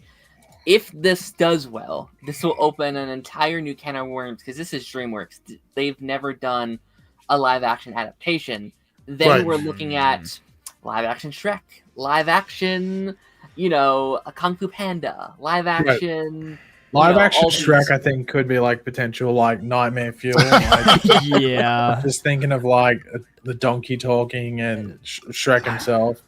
Yeah. It's just Eddie Murphy inside a costume. I honestly haven't been the biggest fan of studios trying to take very popular animated projects and throw them into live action. Yeah, it's like so hit or miss. I mean, we talked about Disney doing it in general, and for every 5 movies they make, 2 of them will do $1 billion and the other 3 will just be okay. But they make so much money off of the ones that do over $1 billion that they don't care if some of them underperform. So you end up with like a sort of what is it, like a fast food movie studios just putting things out or whatever. It's crazy. Yeah. I mean, what's next? Trying to make live action Pixar movies? Oh, maybe. They've said that they won't. But like, I don't trust that. Like, I'm just waiting for them to just get that green light. I think the only thing that could work is maybe like the fact that they made Lightyear. They could maybe do a live action Buzz Lightyear, not necessarily tied to Toy Story or anything like that, but a live action Buzz Lightyear film. I think that might be the only thing that could work. The only one I would semi-pitch would be like Incredibles, maybe, right? Because that's just Fantastic Four. But even that, I would want Cars live action, just because once again, like that'd be some like weird shit. I want not Pixar related, but I want that movie Sausage Party live action. So like with the real food. Yeah, of course you would. I want that other new movie that's getting ready to come out with the word that I want to say. I know which one you're talking about. When I saw that trailer, I was like, we're definitely not watching. We're not watching that. The sperm one. No, don't even like we're not even gonna get into it. Hey, I saw it and thought it was a troll. I thought it was a fake trailer somebody made with AI. I did too. A real movie. So that's crazy. Cody here with the $5 super chat. Thank you, Cody. They're not going to have the same development team either because it has shows in between movies and there's a show set in the future. What was that about?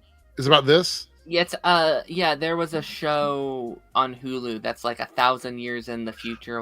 Yes, and I remember seeing that, and the art looked very like thrown together, kind of. I was like, wait a minute, this isn't the best. So I heard that wasn't canon though. So okay, I don't know. It's like a bunch of different writers with a bunch of different dragons, and I was like, yeah, this looks like it was kind of thrown together. But yeah. All right. Let's see where we're at here. We are 6 out of 10 super chats. You guys are coming through tonight. 4 more super chats to hit our goal. And remember, we're gonna pick the top 2 on the poll. So there we go. All right, before we do the next trailer, I do want to talk about this. And it is yeah. I'm gonna take this opportunity to dip. I gotta get some sleep. Okay. But, thanks for having me again. See you later, Darren. Have a good night. Here, I gotta go to work in the morning. All right, Lance. See ya. Bye. They just didn't want to talk about Green Lantern. That was what it was. They don't want to talk about this. Lance has been shilling too much lately. You can't get negative. Oh shit. I wasn't even shilling. I like this. I'm just locked. I couldn't comment because I'm locked out of my Twitter page at the moment. But you're locked out of Twitter? Yeah. How'd that happen? Oh, he did the thing. He sent the nudes again, didn't he? Those the themed ones. Some Snyder cultists are sensitive. I knew it. They reported you. Yeah, they're sensitive. So are the Snyder cultists to you like the West Islanders are to DJ Eric? Yeah. Okay. All I said was, why are you judging something you haven't seen yet? And they got upset. May have been some profanity thrown in there at some point, but okay, they got upset. No, all right. But he looks like Guy Gardner. Like, what? I don't get it. Okay. Well, are you staying to chat about it, or are you leaving? I want you to play it real quick. I'll leave. Okay. All right. Here we go. Let's watch this little clip. It's very short. Eric in the morning in the mirror. This is the face he's making. Yeah, we really don't need to see much more. That's pretty much it, the whole thing. But I'm not feeling this character. I just don't like this iteration of the character. I mean, it's not that I think he's going to be like bad in the role. By the way, where's his ring at? It's on the other. Is it? Okay. All right. I just don't like. I think it's the suit design too. I just don't like this suit design for Green Lantern. I think it needs to be more green. Do you want me to explain why it's bad? Yeah, it's nothing to do with what you. It's not. It's not what we're seeing on screen. That's just what the character is. The issue is, one, you're just about to make a Lantern show. Everyone's going to think this is your take on Green Lanterns. Oh. Also, how many people that will watch this little thing, whether they follow the Superman account or don't, know who the fuck Guy Gardner is? So putting a piece of advertising material with him when the bowl cut is a joke around the character, but you have to know that from reading the comic, and it's not a main Green Lantern. It's not Hal Jordan or John Stewart. Right. So using this as a piece of promo material on Super Bowl day when for Superman, literally for Superman, how people are going to put that together. The only bowl I need, it's fucking Crypto with his bowl going, "Where's my food, dickhead?" Like that's literally the advertising you should have done with the puppy bowl, and that could have been the only bowl I need is the bowl I eat out of. This is, I think, it's like a low-reaching advertisement on a day where you should have been maybe reaching for some bigger heights, if you want to put it. Let me put this out there, right? So you have an opportunity on Super Bowl to sort of get some advertising out there because you're not paying for an ad, so you're putting together something. You pick this character to advertise Superman. That's the issue. It's not what it actually is. What it is fine, but this is what you choose. It just I do. The only way this could be greenlit is if James Gunn is a part of the marketing, and I think this is a bit of an L with the marketing. But the only thing is that like, do you bother putting anything bigger? Because you're just going to get like what was the biggest thing? Probably the Thunderbolts trailer was the biggest thing. And I would say I've seen so much talk about that Thunderbolts trailer. I think it was the biggest because trailer. It was so like such a a good piece of advertising for that.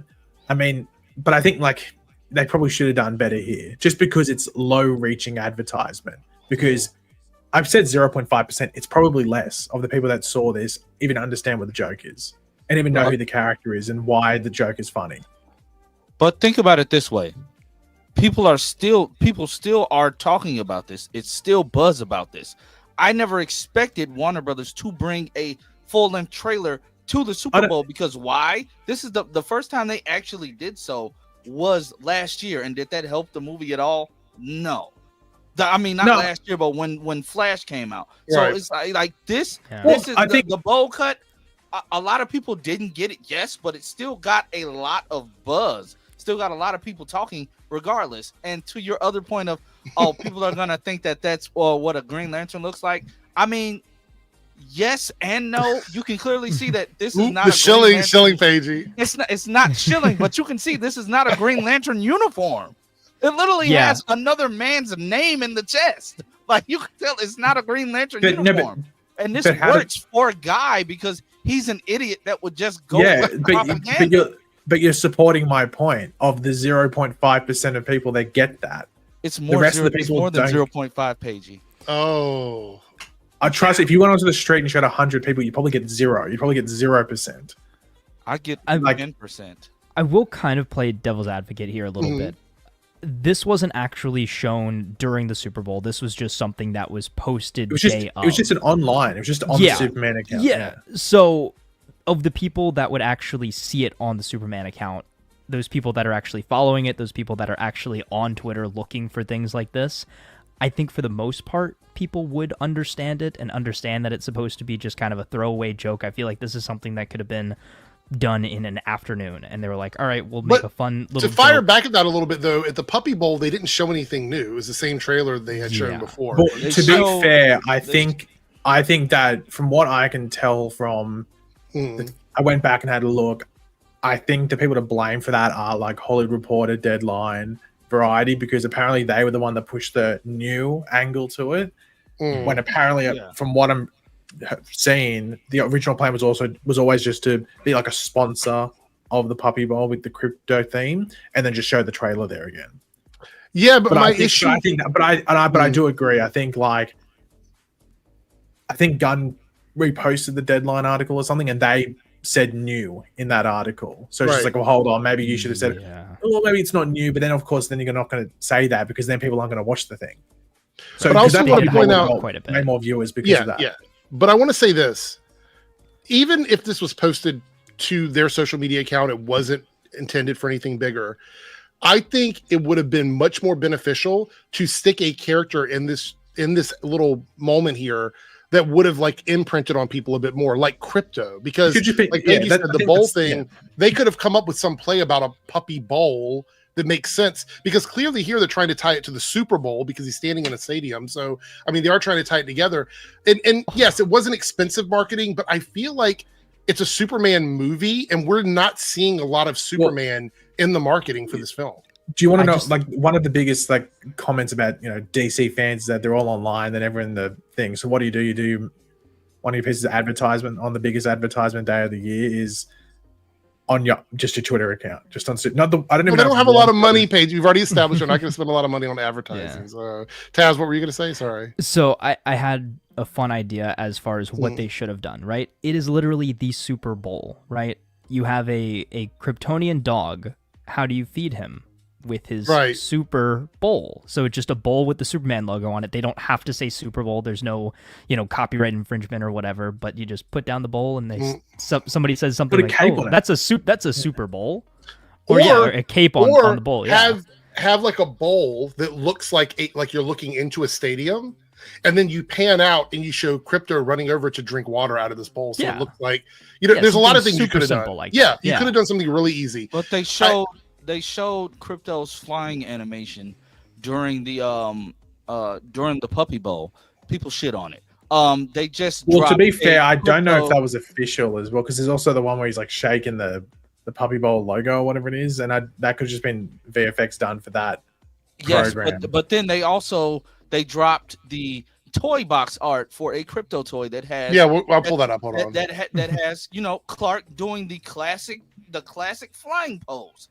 People are mad at that. They're shitting on that. Like I don't get. There's there's nothing wrong. Look at him. He looks bloated. Oh, that's not Superman. It's no pleasing these weirdos. And I'm sorry if you're one of the weirdos and you're in this comment section. I'm shocked because as far as I know, besides Paigey, nobody here is just exclusively a Snyder shill. So, I want all the smoke. But still, there's nothing wrong. People talking about oh my God, they're putting out cheap toys. You guys went out and bought the really, really like thick looking Henry Cavill toys that are like really fat little plushies. Like is that but you're okay with that? But you're mad at box art? I don't get it. And Paige, by the way, well, I just realized you can't buy this because it says, has that warning there. So I know you love to try the toys. So sorry, Lance. I just realized. I hate to break this to people. Kids will buy this and play with this. This is a kid's toy, like 100%. Kids are going to. I'm hoping those propellers are like somewhat soft. Otherwise, there might be some eyes taken out. So and then you see people online talking about this movie's just marketing to people who love dogs and people with kids. Superman is not supposed to go around lasering people to death. Why is that what people want? Okay, so I don't get it. Two things. One, I want to address the whole thing about like Superman, what you were saying about lasering people and everything. I think this is a reset for hand-guided flight. Yes. What does that mean? Just has like a sensor under it, and it. Yeah, I was going to say. There's something under at the bottom. If you see, there's like a little thing at the bottom of it. So I think it is sort of.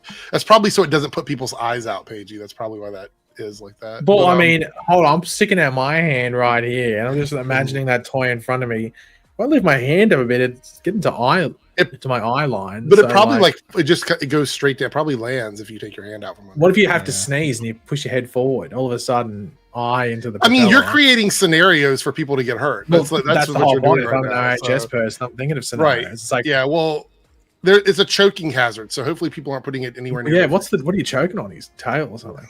I don't know. The propellers. Yeah, probably. Maybe it's the charging cable. There's like a little cable there in the bottom right. Maybe it's oh yeah.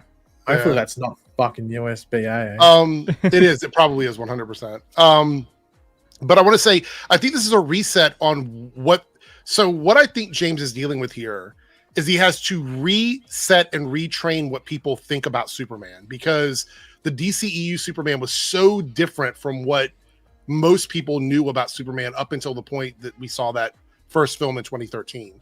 But a lot of people saw Superman and Lois, and that is a more hopeful, like the fidelity from the comic books is held very well in that show in terms of who Superman is as a person. I think what James has to do is he has to retrain people that Superman isn't some barbarian, like godlike character that flies around like just punching and killing people. Like that's not what Superman does. So he has to retrain people in that. But getting back to the marketing thing, which is the other thing I want to talk about, I still feel like if you're going to make a 10-second ad for something, we need to see Superman. This character needs to be in the front of all of this marketing. And even if you're throwing out something like a little Green Lantern ad, I still feel like there's a lack of Superman. So you can still have that ad, but where are the Superman ads? Where we're not seeing David Cornsweet Superman. We're seeing all of the other characters everywhere. We're not seeing this character in the front of this movie. And I think that's a problem. Do you think it's to avoid spoilers? Because Gunn has already said that he doesn't want to show too much of the movie. That first trailer was only supposed to be the first third of the film.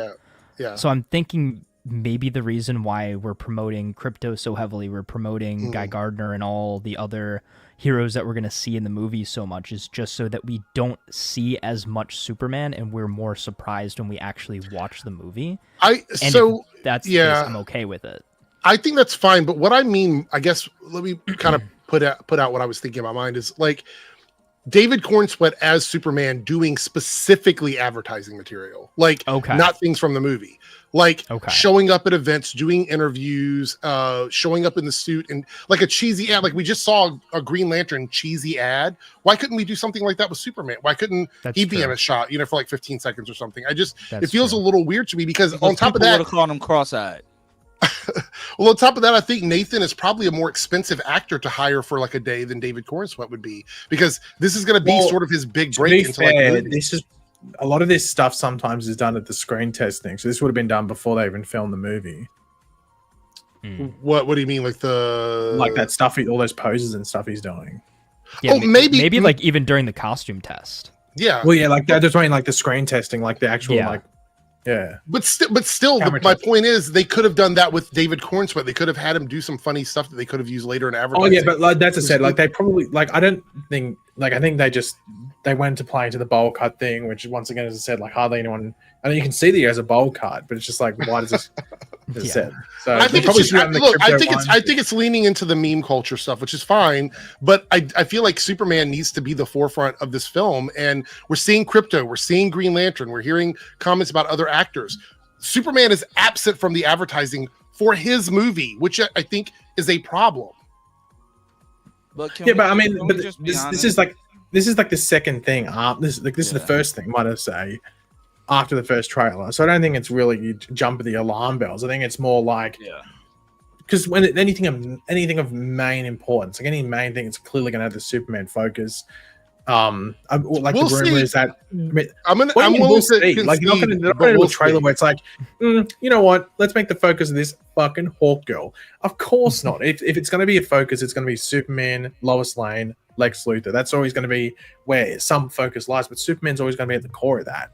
I just think like this is obviously like just meant to be a bit of a meme thing. They probably couldn't think of any. They obviously, as you said before, didn't have the money to be chucking at a Super Bowl thing. I think ideally they would have, but we know that Warner Brothers just doesn't have the money for advertising. So that's why they did that stuff where they held that thing within Warner Brothers, like a month and a half ago or whatever it was. And that was like self-generating attention and publicity and stuff without really having to spend much outside of paying the influencers to come. Like that was about it. So, and like from what I know, it's not a lot. It's not that much. So, the rumor is that like the next trailer is at CinemaCon, which once again I fucking hate that CinemaCon's turning into Comic-Con Junior, but they don't have Comic-Con this year, so they have to. I guess they want something where it's an event that can show it to people and get some sort of crowd reaction and stuff. And I know WonderCon's around the same time, but nothing interesting ever happens at WonderCon. So outside of maybe like TV stuff. So CinemaCon seems like it's the place it's going to be. But Eric, everyone, yes, prayer circle. Okay. No fucking early screening. Oh yeah. No, they said they're not doing it regardless. I've heard that. I actually believe that helped kill the Flash movie. That killed the Flash because it spoiled the movie. They invited influencers and I think it was record time. I think it was at 30 or 40 minutes after that screening ended. The entire movie was on 4chan. the But what entire also movie killed broken the down bit Flash by bit by movie- bit. What also killed the Flash movie was the fact that, one, they announced a whole reboot. Two, Ezra Miller was Ezra Miller. Three, nobody cared at that point. And if we're being completely honest, if everybody is turned off by the suits or whatever, let's just be completely honest, they're not gonna be happy with anything that the DCU is putting out. When we finally get our first look at Kyle Chandler and Aaron Pierre as Mufasa as Jon Stewart. How did you wait, hold on for a second.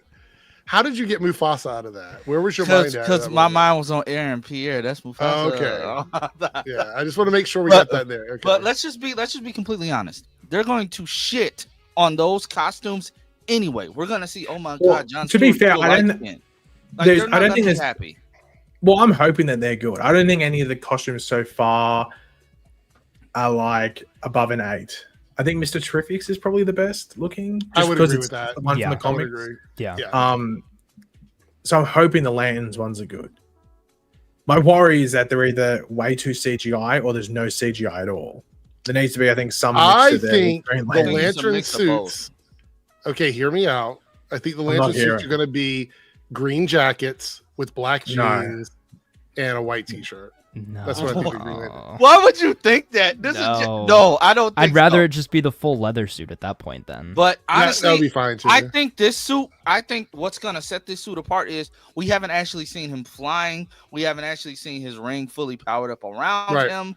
The green aura around this could work, but again, Guy is dumb enough to fall for Maxwell Lord's propaganda. So of course he said, "Oh yeah, I'll put this and on." that's why the reason a terrible suit. One of the reasons I like Guy Gardner actually being, I don't really like the fact I prefer different casting, but the reason I like him being like Finn Whitrock here from Anthony Beltree's member chat. He would have been a better guy. We didn't lose Finn for this though. We lost Finn because Greg Berlanti, because they got rid of Greg Berlanti and Zaslav is an idiot. So but I like him being the Maxwell Lord thing because it plays into like why the other Lands wouldn't like him, because they can obviously do the comics where it's just he's an asshole, he's annoying, but I like the fact that he would actually he would be like this corporate thing and almost like this corporate military thing outside of like the actual Green Lantern Corps. So he's exploiting the gift he's been given,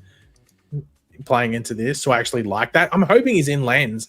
I sort of hope he dies though in Lands. I wouldn't mind if he's the one in that Lanterns. dies. They said he's supposed to be he's there. They'll probably put him in Lanterns, but the only thing is they have to. Hopefully, it's balanced fairly well. I wouldn't mind if he got decapitated or something, but. Okay. So my issue with I know it's super dark. My issue with this is the Lantern show sounds like it's going to be somewhat tonally like thrillery, like a gritty type. It'll just be an HBO show. It'll just be an HBO show. Right. Okay. Yeah. So if we have to, okay, how am I putting this? So the Green Lantern lore all comes from the same source, with the exception of Alan Scott, which is the Green, but that eventually gets wrapped in to everything. But if we're talking about they don't wrap it in, they just make him like an honorary member. Just right. That's what I'm saying. You're not one of us, but we'll make you one of us. Yeah, so that's what I mean. Like he gets roped into the Lanterns.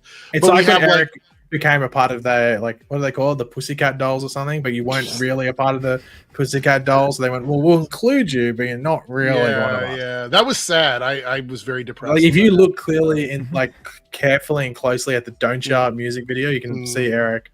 Yeah, I'm the one in the red like crop top. But so I thought you were the one like hiding behind that trash can, but anyway. No, definitely not. I'm up front and center right next to Nicole. Sing it, Eric. Nicole.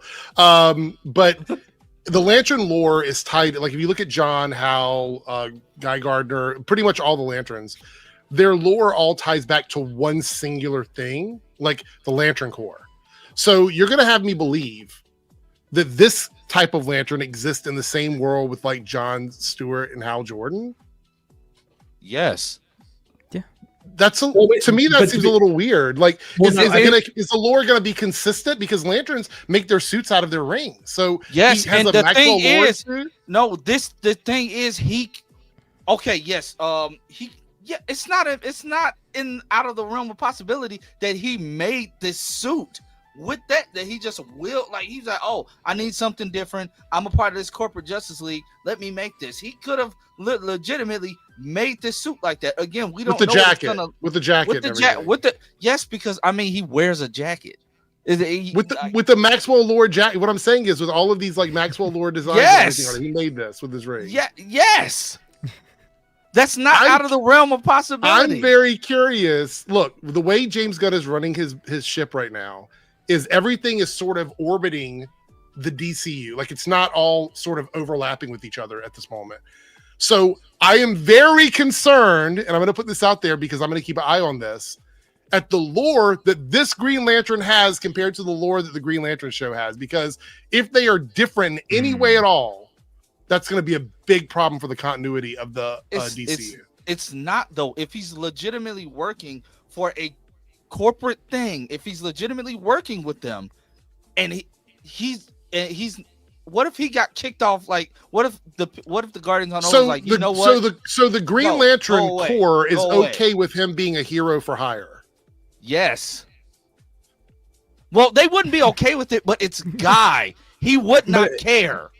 And also, you got to remember, like, he probably gets paid a lot of money. He doesn't get paid money, and the Justice League. But what does he need money for? He's a Green Lantern. Yep. He still has to live. He can't make a fucking sandwich out of his ring. What are you talking about? So what I'm saying is that if he's doing this for money, what does he need with Earth money? Is what I'm saying. Like, they're a space police. They fly from planet to planet. But probably not him. But he's based on Earth. Like, Hal Jordan's really known. Hal Jordan's known as the one that's in space a lot. John Stewart is like sort of like a bit also of Earth based. He's like mostly on Earth. But that's what I mean. So he's an Earth based one as well. So the rings get given to someone that shows a certain level of integrity to have the ring. So the ring is staying on the finger of somebody who is using it to make money. Yeah, but I almost kind of think that would be the point of him, right? Is he kind of like weaseled his way into it, and he is not necessarily worthy like the other Green Lanterns, but he's trying to make the best. Well, maybe he's worthy in another way. I'm not saying it's going to be bad. I'm saying I am very curious to how they tie these things together, because in my opinion, when a Lantern goes rogue and starts doing things that make them not worthy of the ring is yeeted. It's gone. He's not going rogue though. He's still but he's not killing people. He's things. Right. Yeah, he's still being a hero, just not in the traditional. We don't know that. He's just. We don't know that. Neither do you. But that's what I'm saying. I didn't say definitively. I said my concern is. Then what's the fucking point of the argument? There is no argument. I said that I want to see the fidelity between this and the Lanterns project, but I think if they somehow tie it all together. Well, you know what I want to see? Makes sense. You know what I want to see? The fact that everybody else, Mr. Terrific, Hawk Girl, and Metamorpho, is gonna understand Clark's apprehension with wanting to be with this corporate team, and he's gonna be the asshole that's like, well, you don't want to be. Oh, I think Guy Gardner's all in. I actually think he's the most corporate. If I had to guess, he's probably the most corporate guy out of all. He's probably like the spokesperson of the team. He's like, join us. We're cool. The banter between him and Clark, I can literally hear it because, first of all, Nathan Fillion just has that snarkiness to him. Mm-hmm. The way he's going to be coming at Clark for Clark telling him over and over again, like, no. I don't. To be honest, I think that. Like, I think Gunn could do something interesting with all the members there, where they're a part of it for different reasons. So Mr. Terrific's there for resources, makes sense. Yeah. Guy's there for image. Well, I would look at you, you're a superhero. This is almost like a Booster Gold type vibe of his character. Like if I had to pin down, you know what? I think that's why I think it would play well into Lands. Obviously, in regards to like the look of the show, it's clearly probably going to look different and stuff. Right. But I like the fact that like when people think of a Green Lantern, they think of this idiot. They don't think of Hal Jordan, who's been doing it for 20, 30 years or something. But I want to point out at this point, probably saved the world or Earth multiple times. Yeah, and it's this dude who's seen as the Green Lantern. But what I'm thinking is that he's probably going to do a couple of things when it comes to Superman that is going to be really annoying and on purpose for us to sort of side with Superman over him. Is he's going to play this whole thing that he's been a hero for a very long time and he knows what he's doing. Superman's only a couple of years into being Superman and he's not as trained as Guy Gardner is, and you know, that kind of thing. He's going to do that kind of shit. Like, you know, he doesn't want the young guys coming in and taking over for him, so he's going to be pulling that card. But the other thing is that I think, and I know we talked about this a little bit when we first watched the trailer, but if we had to like put our finger on who the quote unquote leader of this pseudo Justice League is, who do we think it is? I feel like he's a good shoe-in for either being the leader or wanting to be the leader. Like he's arguing with somebody else. Yeah, it's Mr. Terrific. Michael Holt, like he's the smartest man in the world. Maxwell Lord will be an idiot not to make him the leader of the team, and plus it plays into his team in the comics, the Terrifics. So it plays into that. It makes sense that his suit looks like that. So Maxwell Lord was like, you know what? I'll make your entire team suit mimic what yours looks. How do we know that Maxwell Lord didn't come up with that design though? But his is the only one that's comic book accurate though.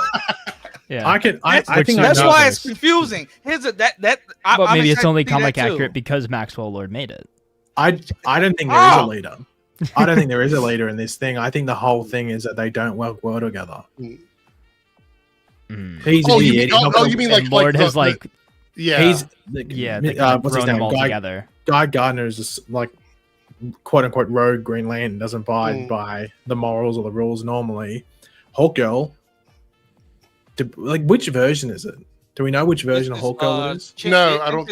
No, it's Kendra. This is Kendra. Is it Kendra? Yes, Kendra. That when James Gunn made his initial post about the character, he called her Kendra. But regardless,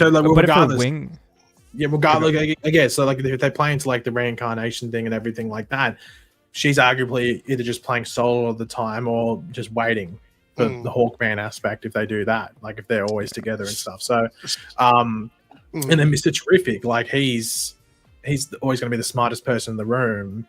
Right. Does he even need a team, or is it like the right team? Like, so I don't think they work necessarily well together. Then there's Metamorpho, who's not even a part of the team.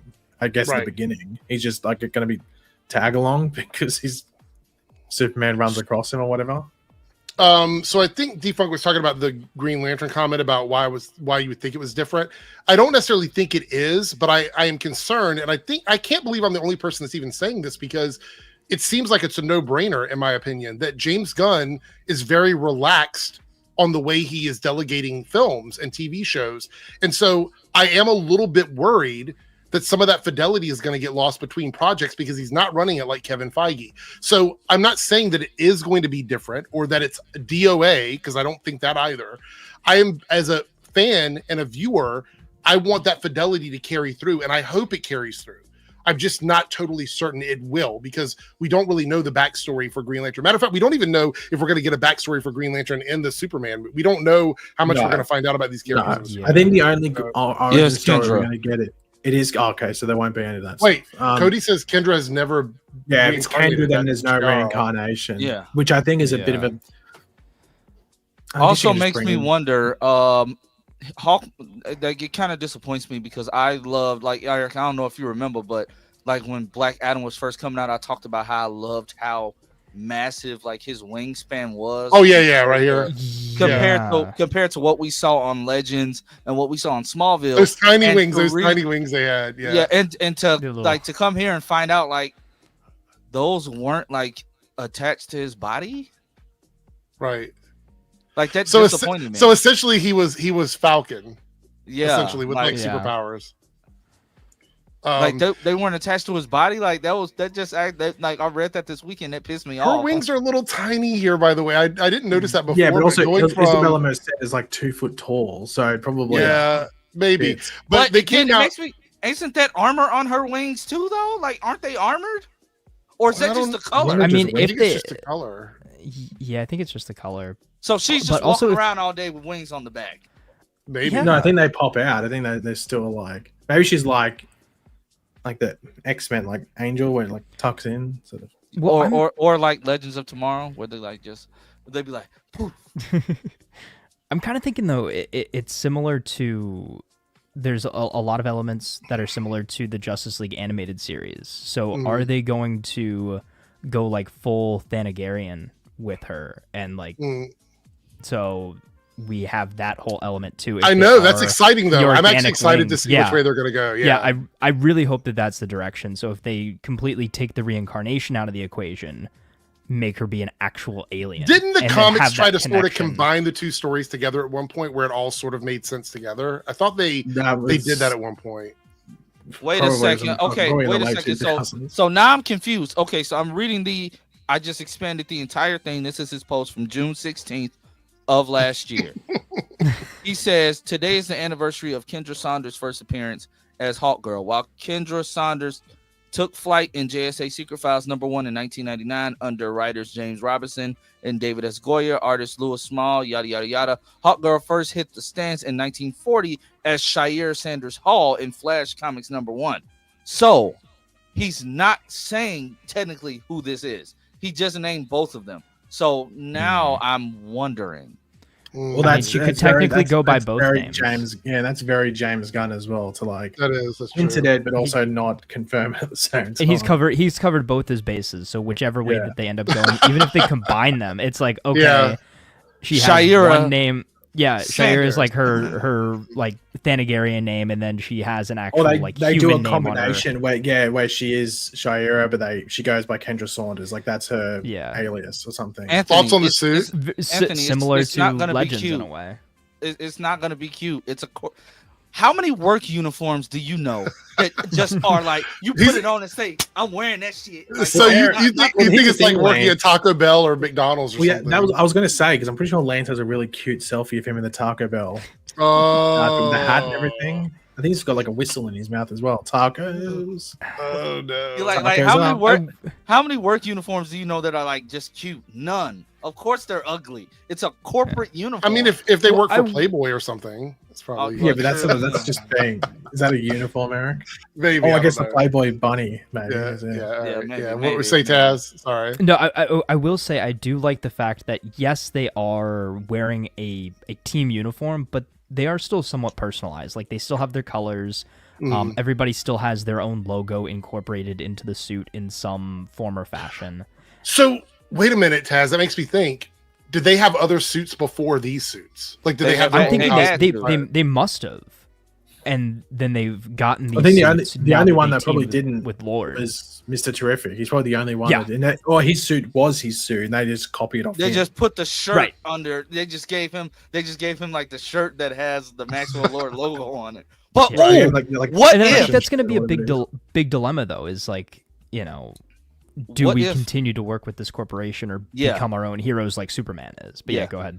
But what if Maxwell Lord is that deranged that he already has a corporate suit for Superman? I think so. That's the thing is I think there might play a joke and be like, wouldn't you look good with all this white on the suit here? Like a bunch of white with like your little Superman logo on the sleeve, something like that, kind of like what Kara is wearing in the comics right now. They put all the super fam in like jackets. No offense, Lance, but no one's reading DC Comics at the moment. I want to say this right here. I am Pagey. Don't be disrespectful. Just because you still read the Snyder comics that came out. Oh my god! In the cereal boxes. Why am I getting? What's with this constant trying to like attachment to the Snyder thing? I think I still have that flex where I was at the time when I was the Rotten Tomatoes certified critic, I was the one that uncertified fresh the Snyder Cut. I took it down to 74% with my negative review. Oh no, that's still my. I thought we all enjoyed it together though. Like, didn't we all do like a stream where we all like thoroughly enjoyed the Snyder Cut? I think that might have been one of those wet dreams you had once. That definitely didn't happen. Oh. Anyway, what were you gonna say, Taz? Sorry. No, right. So you said that what if Lord already has a Superman suit?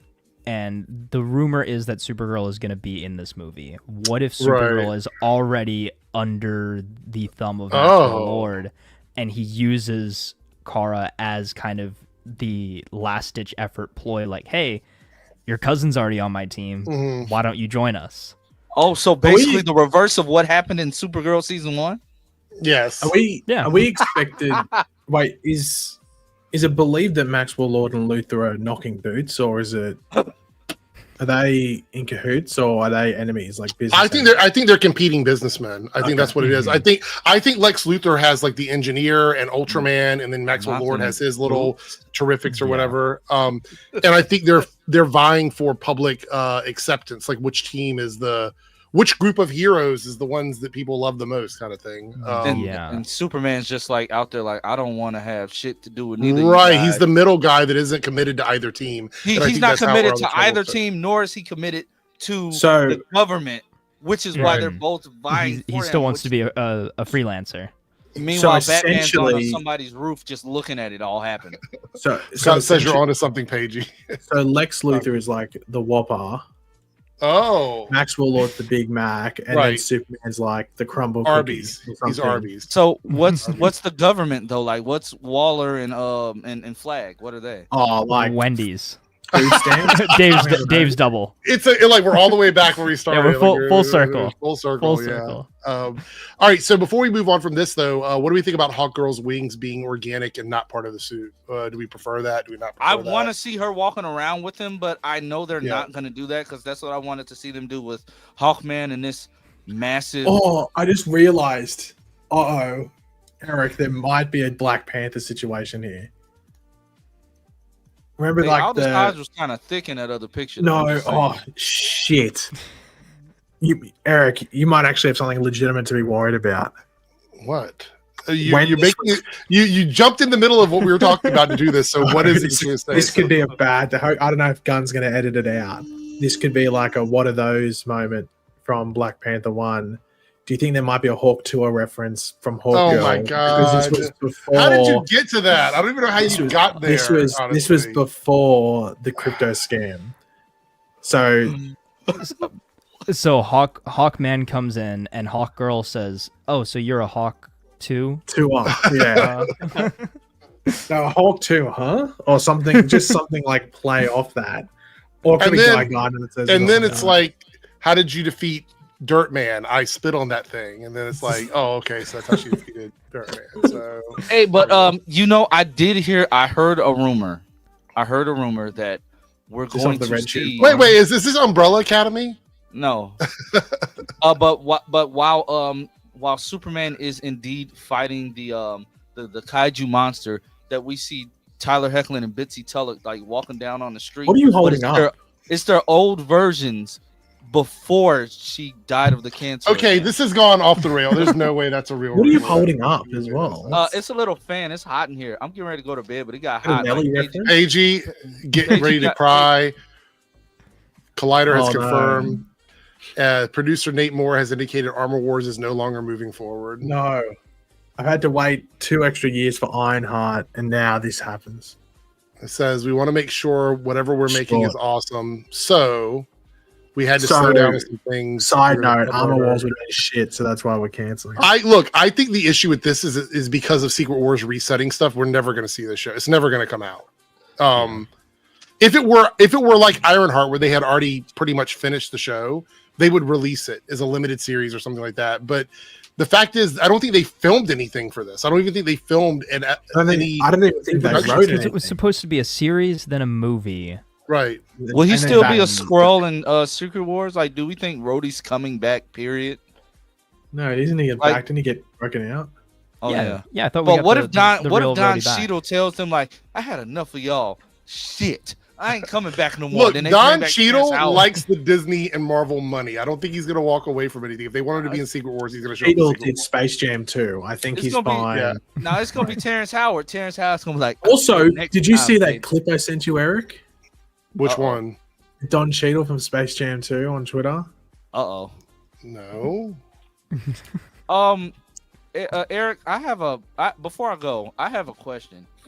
Okay. The 3 things that are trending right now on your page are 2 of them are very long. You sound like Pagey right now. I don't ever look at the trending tab. Yeah, I didn't even notice that. That's a very interesting top 3. Yeah. We're not going to get into that. Wait, hold on. They're ranking that now? How do you get points? Oh, wait, hold on. Maybe the third option. Is there skill-based matchmaking like Call of Duty? Yeah, I think that's what it is. Is it like gold, silver, platinum, or something like that? Oh my god! So Don Cheadle announced the Goon Squad on Space Jam. So the Goon Squad, just in case you were wondering what it was that Paige sent me. It's just 3 and 4 that are very alarming. Yeah. Well, Superman is in between Jerkmate Ranked and Stroke. So can you click on Stroke? No, I'm not clicking on any of those. I'm not saying click on Jerkmate Ranked, but click on I'm Stroke. not going to click on any of those, honestly. Not even Superman. Oh, that might be dangerous, Mike. No, that's why I'm not clicking on it. I mean, what do you think? Why do you think I wouldn't click on it? That's why. We also had this news from Coleman Domingo here about hashtag Jonathan Majors Gate. I'm talking about he was set to replace Jonathan Majors as Kang, and he goes, I think there had been conversations of me coming to Marvel in some way. So him and his PR team, did follow up with a sit-down meeting with the heads of Marvel. So we did do that, and we talked openly about the landscape of Marvel, even the Kang rumors. But I feel like I want a role to be mine, whatever that role is, whatever I develop, something that didn't feel right to me, like, oh, would I replace someone? No, I want to build something from the ground up. That's my own. So he's pretty much confirming that the conversation did happen, but it was something that him and his team decided wasn't good for him. And there's even a rumor now that Jonathan Majors might come back because of the that rumor was debunked. Like debunked by who though? Nate Moore. It came from like one of those random sites, like that just. Oh, okay, all right. I thought it was I think like a day later something came out. It was like, if you have not, go watch my video where I'm like shilling for Jonathan Majors' new movie. Well, it was no surprise that it came like a day after that or 2 days after that trailer came out for that delayed movie. But I like Coleman Domingo. I think he's doing great on the My Friendly Neighborhood Spider-Man series or whatever. He's my favorite part of that show. Yeah, he's buying 2 Taz. What were you saying, Lance? I said he's going to be Joe Jackson in the Michael Jackson biopic. Is Everybody he really? Go watch it. Yes, he's Joe Jackson. Is that the one where they have to refilm that entire third act? No, that was debunked as well. That's by a site that is known to post a lot of clickbait type stuff about the film because they're mad that they were not invited to the set. Invited to the set? Yeah, they weren't invited for the set visit, and they've been actively shitting on the movie since it was announced. So why you would think you're gonna get an invite, I don't know. But yeah, they post a lot of to say that the lawyers didn't think about the fact that they couldn't use something is dumb. That's what they're there for. So yeah, I'm trying to think of something that is Coleman Domingo could play. Titus looks Domingo. Yeah, I saw that in the thing, and it got mixed up with what I was thinking. Yeah, because I saw the thing about him playing Norman Osborn in live action, but then it was like, is that Green Lantern? Because not Green Lantern, Green Goblin. Because then I'm like, is he a good fit for Green Goblin? I don't know if I would like him in that role in the MCU. He does a great job on the show, but I definitely would like to see him as someone in the MCU. I don't know who they would pick, but I mean, I'm pretty much open for him to play. Maybe he could be the real a lot of different characters. I wouldn't. You know what? He'd probably do a really good job as Taskmaster. The voice would be great, honestly. Yeah. I'm not sure. Lance, did you say you had to go? Or are you staying? Yeah, I'm about to hop out of here. I just wanted to say goodbye to Paigey.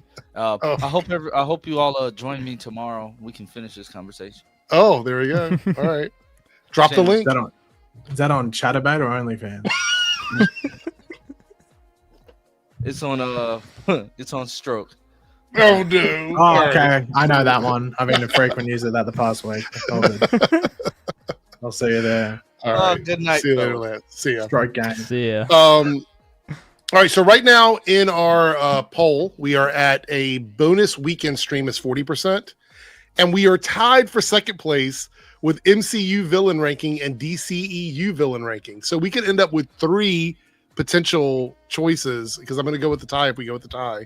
Or you just make one stream combined into those ones. Right. Yeah. That's what I would do. But we were only 6 out of 10 with the super chats. Keep in mind, guys, it is any tier. So any level super chat, even a $1 super chat counts towards that goal. We need 4 more to reach the poll there to get the goal, and we do the poll. Have you seen this thing on Twitter, like this Spanish TV show where the guy watches his girlfriend cheat on him? No. Like on a live stream or something? It's like Montoya, or the character's called, or the guy's called Montoya. No, It's all I'm getting on my Twitter feed. It's either that or Kanye West. Well, you must have clicked on it or something. I don't know. It's not us. Well, I haven't clicked on it. I saw one thing and it was like sheets moving, but that was it. Oh well, we're not going to go there. All right, I want to talk about this briefly, and then we have one more trailer to watch, which is the Mission Impossible trailer. And hopefully by then we can go into some smaller topics if people want to stick around. I know Paige has to leave. I'm sure Taz has to go shortly. So I'm about like half an hour roughly. Okay, we'll see where we get. Captain America: Brave New World director says things get misinterpreted after Anthony Mackie's America comment ignited right-wing outrage. And if you guys don't remember, and I don't know if you saw it, Lance, or not, but he did an interview. I think it was like they said it was like 7 or 8 months ago, where he was in Italy and he made those comments about Captain America representing something that isn't just about America, that it's about integrity and honor and all of those things. Anyway, Captain America: Brave New World director Julius Ona gave an interview with Vanity Fair. The actor ignited right-wing outrage last month during a Q&A when he said Captain America represents a lot of different things. I don't think the term America should be one of those representations. It's about a man who kept his word, who has honor, dignity, integrity, someone who is trustworthy and dependable. Some right-wing pundits felt Mackie was downplaying the patriotism of the superhero, while others thought he was being downright anti-American. The controversy grew loud enough that Mackie took to Instagram and he did he apologized every year. Then it says, Onan now told Vanity Fair that things at times get misinterpreted in response to controversy that Mackie's original comment created. The director said, speaking for myself, I approach this film with a very specific point of view, the sense of community, which is something I personally have experienced in various ways while living in the U.S. Another thing that struck out was the idea of empathy, which in my opinion is Sam Wilson's superpower. To me, is not just timely, but incredibly important. And then Mackie's original America comment was not entirely different from the position the original Captain America actor Chris Evans took before his first Marvel movie. He said, not trying to get too lost in the American side of it. This isn't a flag-waving movie. It is red, white, and blue, but it just happens that the character was created in America during a wartime when there was a common enemy. Even though it is Captain America, I've said before in interviews, I feel it's more like it should be called Captain Good. You know, he was created at a time when there was undeniable evil. This guy was kind of created to fight that evil. I think that everyone could agree that Nazis were bad, and he, Cap, just happens to wear the red, white, and blue. So going back up to the director's comments here, it sounds to me like this was sort of just blown out of proportion, like this whole thing. Because you have to think, Anthony Mackie was in Italy doing a tour, like a press thing, and he was talking to people who were not American, right? Yeah, that's a really big point. Yeah, so he's over there trying to sell this movie, trying to sell this character to people who aren't from America. So why would he go over there waving the flag and acting like it's hoorah America? You know what I mean? Like, why would he be doing that in Italy? He wants people there to feel like they can come to the movie and be a part of that experience without necessarily being from the United States of America. And I think that's kind of what he was getting at when he's saying that he wants it to be about integrity and just being good and being honorable. So I took it as that, but then a bunch of people who already had a reason to dislike this movie decided they were going to take that and spin it into something else and start turning it into like this big deal. Keep in mind, again, this was from like half a year ago. So they went to dig this up to bring it back to sort of badmouth, Anthony Mackie and the movie.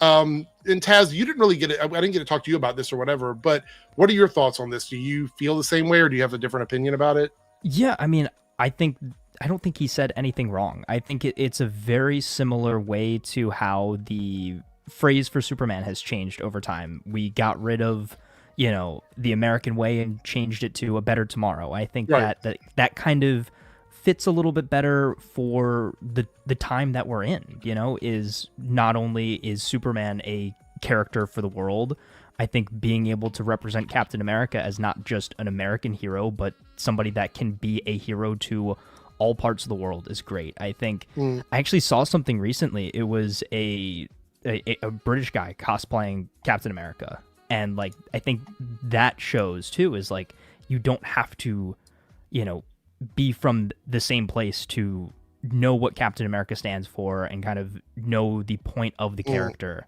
And again, I think that, you were very much so right in the fact that, yeah, he was in a completely different country. So he had to promote the character and promote the movie in a different way. But again, I think it still stays true to the character and the purpose, of the role. Yeah. Paige, do you have any opinions on this or no? I mean, because before you say anything, sorry, I didn't mean to cut you off. My friends from other places outside of the United States have told me that American military patriotism is sort of a kind of a joke outside of the United States, like movies that are made that are specifically there to like prop up the military and stuff like that. It's kind of seen, and I've heard the term yank wank is like what they call stuff like that. And it's like it's not something that people necessarily go out and see if they feel like it is going to be sort of like military propaganda from the United States. So I don't know if that's something that you have had, if you've experienced in Australia or not, but I've heard other people say that before. So, I mean, I don't know if I've heard that term before, but in regards to like I think Captain America is Captain America. I think it's the whole point is meant to represent the military aspect of it. I mean, and that's why I feel like Sam Wilson was the right person to take it on over Bucky, right? Because Sam was a member of the military before taking. I think technically, I agree with that. Is. Yeah, so like it felt more fitting for that. But I think like there's sort of people that like maybe they could be from England or Australia or Italy or whatever it might be. Maybe even Saudi Arabia, who knows, that Captain America is their favorite hero. But I don't think like Captain America does represent the world. And I think Captain America is the right fitting thing for it, because I think that's the whole point. There's meant to be other characters that either are meant to be worldwide. And like, I agree with like you brought the Superman thing. Like, I've never felt like Superman is meant to represent America. So I think like the Truth, Justice, American Way was sort of a probably good thing to move away from, especially as the character evolved over time and did become more of a global thing. But I don't think Captain America is in the same vein as Superman. I think like there's maybe like Spider-Man, it's more in vein. Like you don't think Spider-Man, you think America. You think Spider-Man, you think Spider-Man. You know, you don't think is so. Yeah, like I can see where like the different viewpoints of it, but maybe that's you wanting the character, like Anthony Mackie or whoever it is, like saying they want the character to be maybe represent more of the world viewpoints, but I think if you the bare bones of it, I think it's more of a specifically American thing that it would represent. I would say for me, another thing we have to probably acknowledge is that Captain America was never one of the most popular Marvel characters. Like he was kind of his connection to the Avengers is what made him sort of relevant, because he kind of got put off to the side until he got brought in for the Avengers, and they kind of brought him back into relevance. Well, wasn't the whole point? Wasn't it like he was obviously popular in World War II when all that started? Yeah, right. And then like if you put in like a modern thing like Civil War, like the comic series Civil War is what sort of brought him back into at least a mainstream thing. But then obviously like I think where he is now. Yeah, I mean, the fourth movie coming out. A product of his time for sure. And I think that's the point of the character is, you know, at least like, you know, Steve Rogers, Captain America was like, you know, a man at a time, a product of his time. But now that we've got the mantle passed on, then you can see how, I guess, that representation is a little bit different. They kind of make a joke about it when they bring him back in the Avengers, where they want to give him the red, white, and blue suit and the helmet with the wings on it and everything. And he's acknowledging that things don't really feel that. Matter of fact, I'll go even back to the first movie with the first Avenger. Yeah.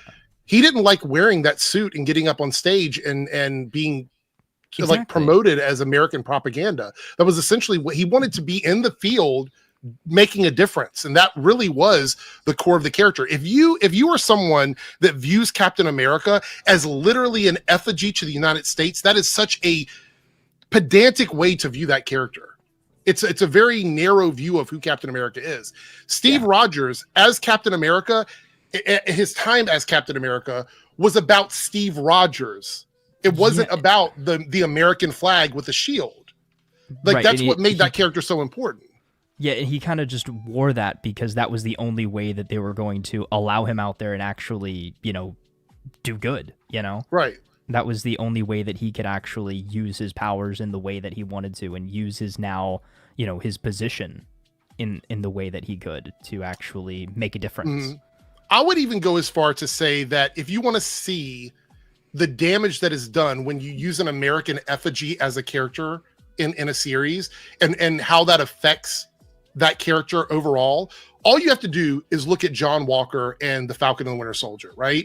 John Walker, even though he ends up doing some awful things, and there's a lot of like internal turmoil with him as a character, what does the media view that as in the MCU, in the world of the MCU, with what happens to him? They see the American flag killing someone that surrendered in public, which essentially then connects that character to America in a negative way, which makes him sort of like this evil effigy of the United States of America. And if you boil a character down to just that alone and you say this is what that character is, then there is no room for anything outside of that. We wouldn't even have stories to tell because literally anybody could wear that suit.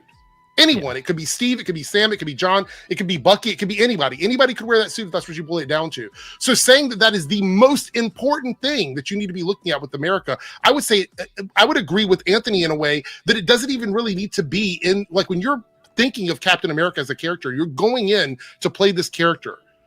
If you think about the fact that he is America as the first thing that you're doing, I feel like that's a disservice to the character. Because you want all of those values to be incorporated in the character that is wearing the red, white, and blue, not the other way around.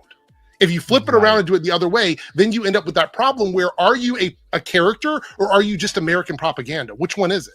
You know? Character or a caricature. Exactly. Yeah. And that's the problem with John Walker. And that's the danger of that. Like what he did in that moment was only as bad as it was because he was using the red, white, and blue shield to do it. Yeah, and John Walker became what they wanted Steve Rogers to be originally, was just, again, just a sign of American war propaganda, for a lack of a better term. And then everything that Steve did when he got out, was a lot of it was going against the government. Think about Winter Soldier, think about Civil War. Yeah. And I think now Sam Wilson, Captain America, has to redeem the image of Captain America in the eyes of the public because of what John Walker did to the mantle when he had it for all of 5 minutes. So not only does he have to like convince the public that he's got as much to bring to the plate as Steve did, but now he's got to make up for the sins of John Walker because of the red, white, and blue, which is essentially what we're talking about here. You have one person. So it breaks it down right here. This is perfectly. You've laid it out for us, Stat. So you have Steve Rogers, who is Captain America, that left a lasting impression on the public of being like this person that has all of these great values. And then you have John Walker, who was also Captain America, who left a negative impression on the public because of what he did when he was wearing the costume. And they were both Captain America. Right. And that's why Sam Wilson is the best person for the job and not Bucky. Yeah, I would agree with that. Yeah, I would agree with that. We do have a super chat here about this topic, I believe. Well, it's joined with this one. It's a $5 super chat from Cody. Bringing up Superman again. David Cornsweet is Jewish, which is a huge deal when thinking about the character and the backstory. Yeah, because of the creation of Superman and the Jewish men who made Superman, all the allegories of the golem and all that. It all sort of comes together. And I think that's talking about your comment, Paige, about how you view, I guess, Superman as like a worldly character, not necessarily the United States. Because I think that allegory of Superman's story, and this is why it works so good in like stories like Red Sun and things like that, you can apply that story to anywhere. Like literally Superman could have landed anywhere and you would have seen how that story played out for that character being sort of an immigrant from another world in a different place, right? I mean, I feel like that's a story that could have gone, like, again, you have Red Sun, you have different takes on Superman. So him being from the United States is just a product of where he grew up, just like with Red Sun, when, you see how that character plays out. Do you ever think about the fact that Superman would be different if he were from, say, I don't know, Sydney? If you're from Australia, would you how would you feel about that, Paige? Would that make you like him less or like him more if he was like from your backyard? I think if him being in America sort of makes up for a lot of Western culture anyway. So I think it'd be more interesting if it's like, what if he landed in like Vietnam during the war or something like that, or somewhere in Africa, especially like somewhere like South Africa or modern day Zimbabwe or something like that, or before it was known as Zimbabwe and stuff like that. Like that's where you could add like a different cultural and political influence and like viewpoint from it, depending on the time period he's in there, but also, especially if let's say he landed in Zimbabwe now, but it was an African couple. It wasn't, a white African couple that found him. It was like properly from there, and they raised him, but he looks like Clark Kent. right, his white baby, and seeing how that would depend, like, well, I mean, how he would deal with like the era of apartheid and all that, like how would his character? Well, yeah, depending, yeah, and then like, what does that mean then when he's of age? How does that change him as a hero, or exactly, you know, especially if he represents that part of the world, or you know, because I would assume if he whatever country he's in Africa, he would still sort of understand that I think it'd be area, you know what I mean, some, like South Africa and all these different places. But there's some that are affected much more, like something like Zimbabwe or South Africa and stuff like that. So, and then obviously if you went to like somewhere like he was in Vietnam or something, and the impact there and how that changes things.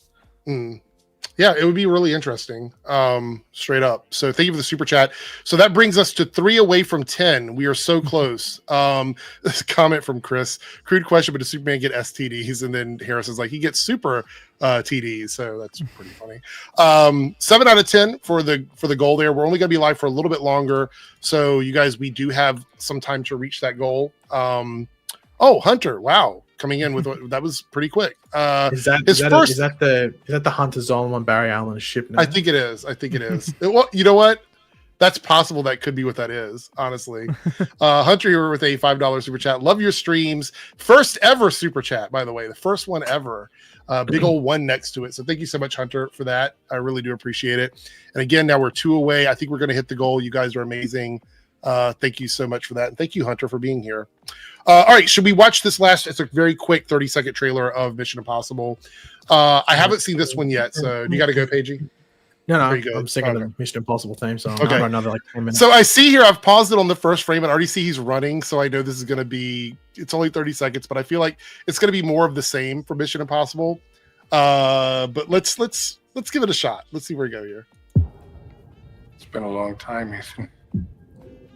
Your mission, should you choose to accept. Is this just shots from all the other stuff? Everything you were. Yeah, there's a lot of classic shots. Everything you've done has come to this.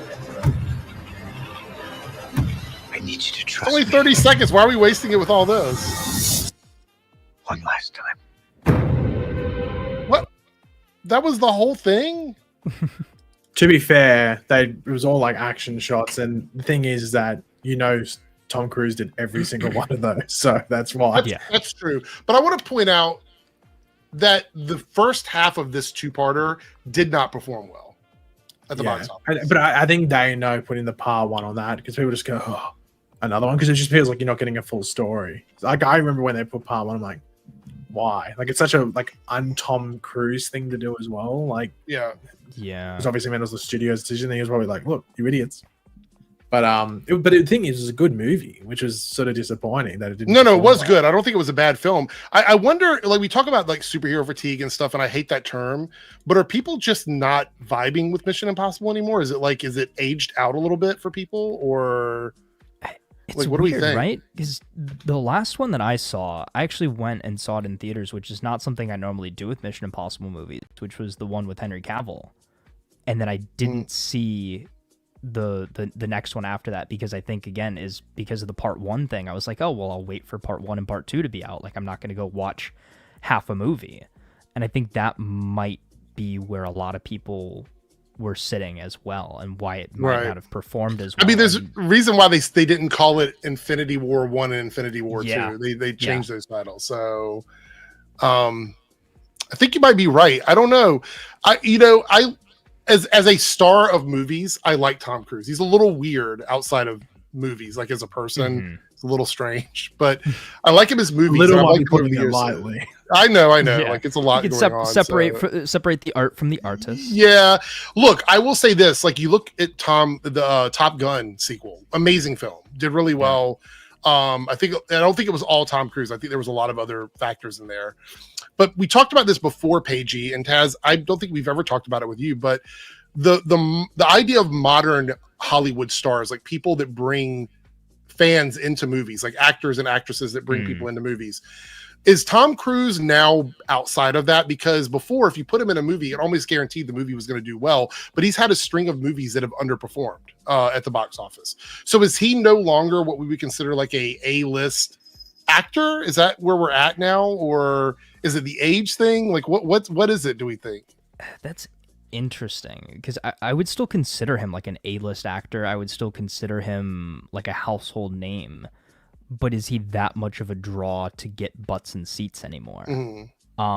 If you would have asked me right after Top Gun, I would have said yes. But now I don't know. I don't know. I'm trying to think of anybody who would be at like a higher star power level that's still working in Hollywood right now. Yeah, exactly.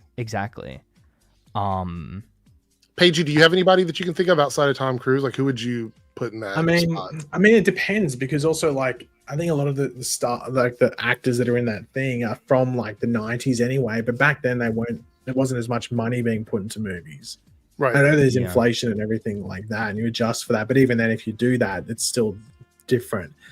I think, like, I mean, I still think of like if Leonardo DiCaprio's in something, it usually performs pretty well, but then again, he chooses his stuff here or there, like,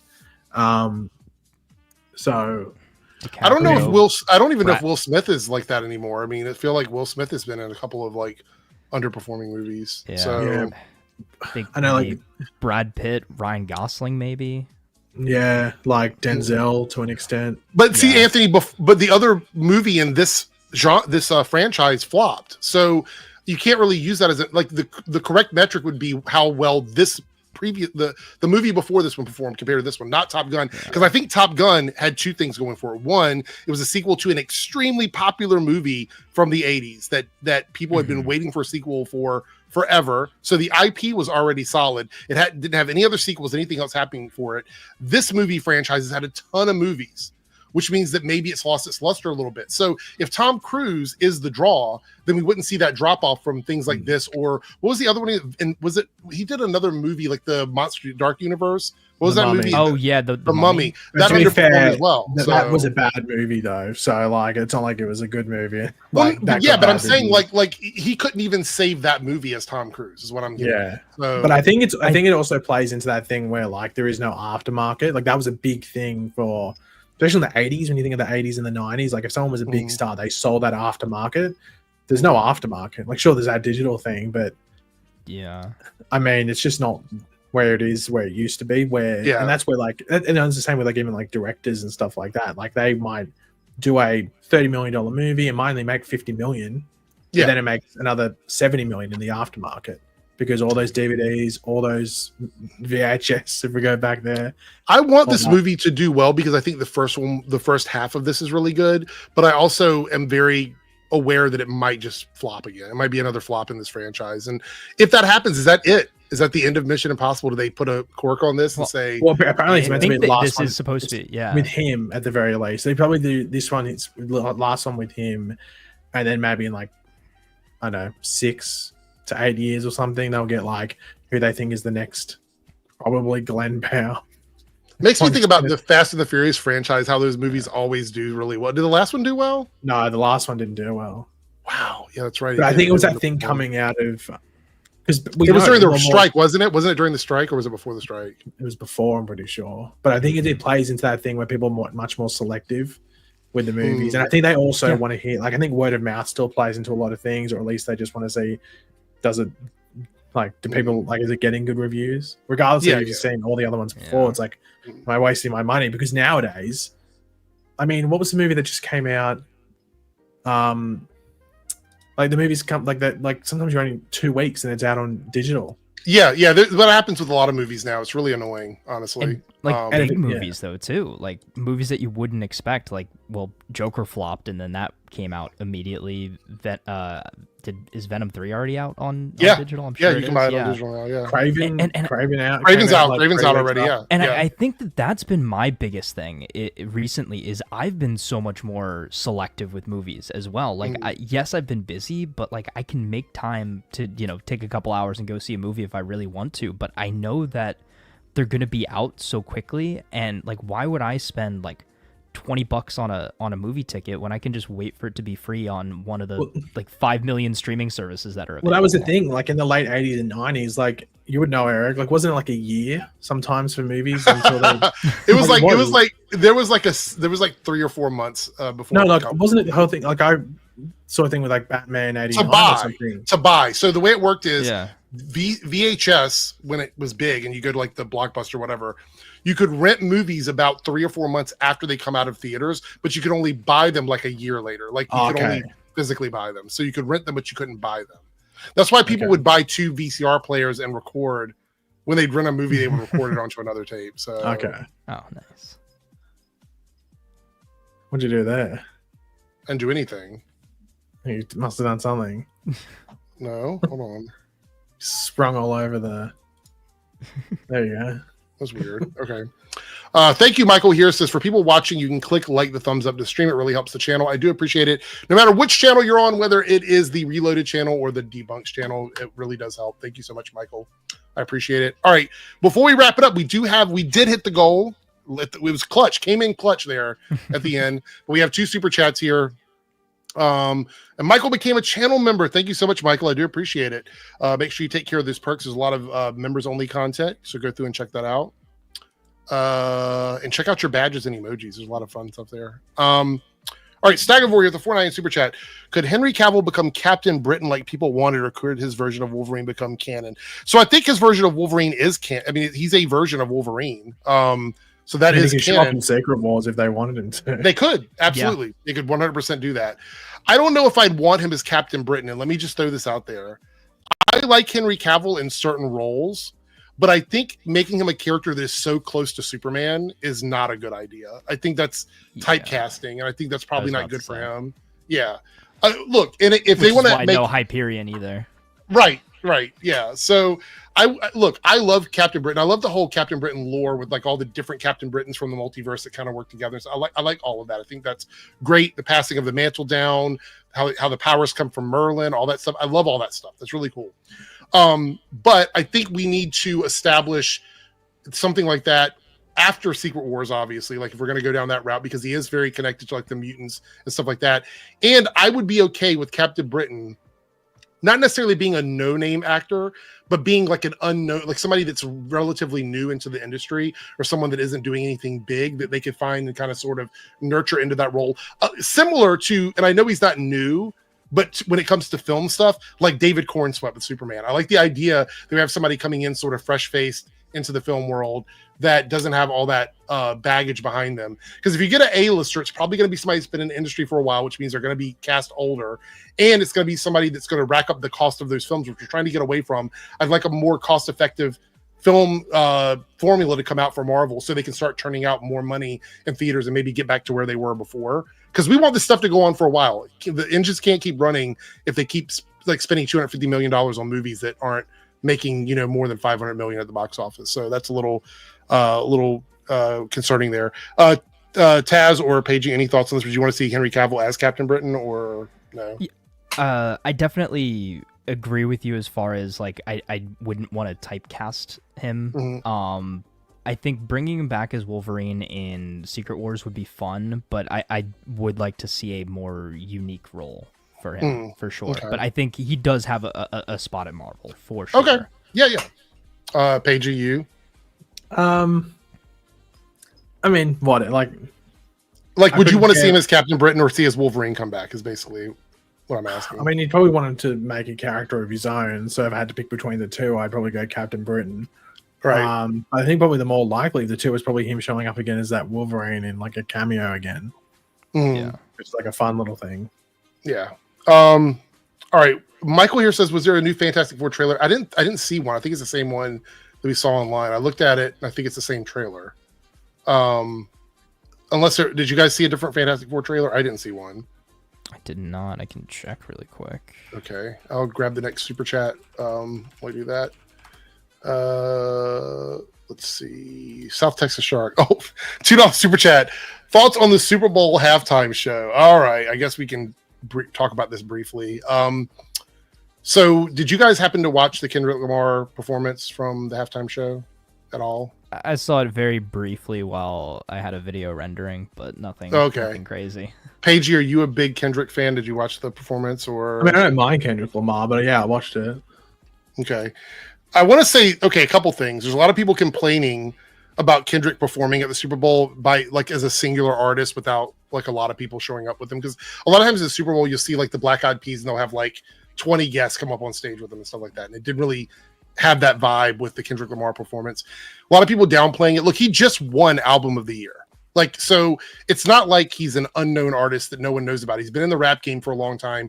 Probably, if you were to ask somebody right now to name their top 5 lyricists in hip hop, he's probably going to be in their top 5, most likely. Some people even put him at number 1. So I think he's a really good artist. Yeah, I think that's the thing. There's like, if you like Kendrick Lamar, you like that performance. You're like, well, he played all the songs I like, or at least most of the songs I like.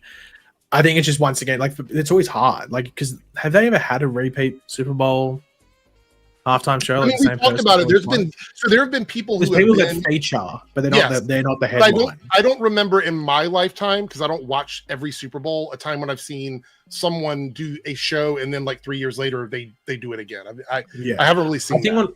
I think in regards to like an actual, like how it was like the actual thought behind it, it's probably like a top 3 ever. In regards to like the entertainment value, if you're just like a general person, you probably didn't care.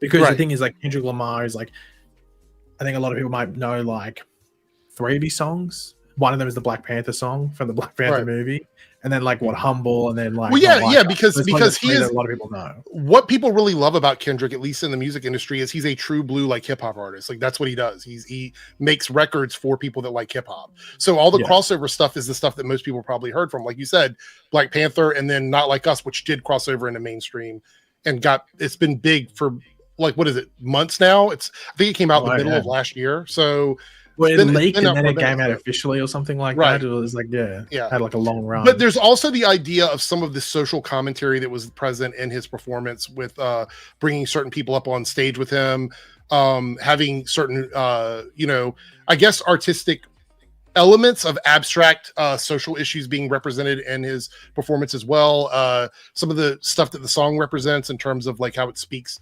about marginalization and things like that, all of that being present at the Super Bowl during this current political climate. And so I think there was a juxtaposition in the people that were present for the game and the people that were there watching the halftime show, because I know a lot of people they'll tune in for the Super Bowl just to see the halftime show. Well, I think Chris said today, he said like good performance but didn't understand any lyrics, because Kendrick can be hard to understand sometimes, especially because he raps really fast in some of his songs and stuff like that. So like, unless you actually know the song, you actually might not know what he's saying exactly. Also, the only issue is that because there's a lot of swearing and other expletives being dropped. Something like I think it was the second. I can't remember what the second song he was, but it was like he was like going like every like 5 seconds. Yeah. 100%. And it was like probably should just not have include that song, but their song was clearly part of the story he was trying to tell. Yeah, so you have to include the song. I respect him as an artist. I'm very pro art, so I don't like censorship of art. So I like when an artist, whether it be a writer, a director, an actor, actress, a painter, comic book artist, a singer, or dancer, whatever you're doing in art, I like for you to be able to tell the story that you're going to tell with your art, and then let the public disseminate what they're going to take from that. Like, I think whatever they decide it's going to be. I think people are like this. I think there's people that just don't want to do it because it's like it got quote unquote political. Well, but what I'm saying though is that that's such a brain like he's an artist that talks about politics and social issues. So of course he's going to have that. He won a Pulitzer for his lyrics, right? Like that's what I'm saying. Like, to have Kendrick Lamar show up and then be like, why did he make it political? He's an activist artist. Like, that's his music. Like, that's what he does, But I will also put this out there. I don't think the halftime show is necessarily intended to be the same audience that watched the Super Bowl, because anytime you watch the people like at the bar that I'm at, you have a group of people there that are watching the game. And then you have a bunch of people that are there to watch the halftime show. They're only waiting for the halftime show. Well, that's why it's like 2 separate things. Like, it's like this weird situation. So people acting like this would be dumb. The only people that you're trying to appeal to are the people that are already there at the Super Bowl. Like, give me a fucking break. That's not why you're doing it. The halftime show is to bring in viewers that would not watch the Super Bowl for any other reason. I'll tell you what though. Did you see that photo I sent you where everything else I had that bet on, everything got up, and I fucking put Lil Wayne to show up as a guest thing. In New Orleans, because the chat last stream, I was like, oh, who's from New Orleans? And I'm like, Lil Wayne's from New Orleans. I'm like, Lil Wayne's gonna come. You fell for it.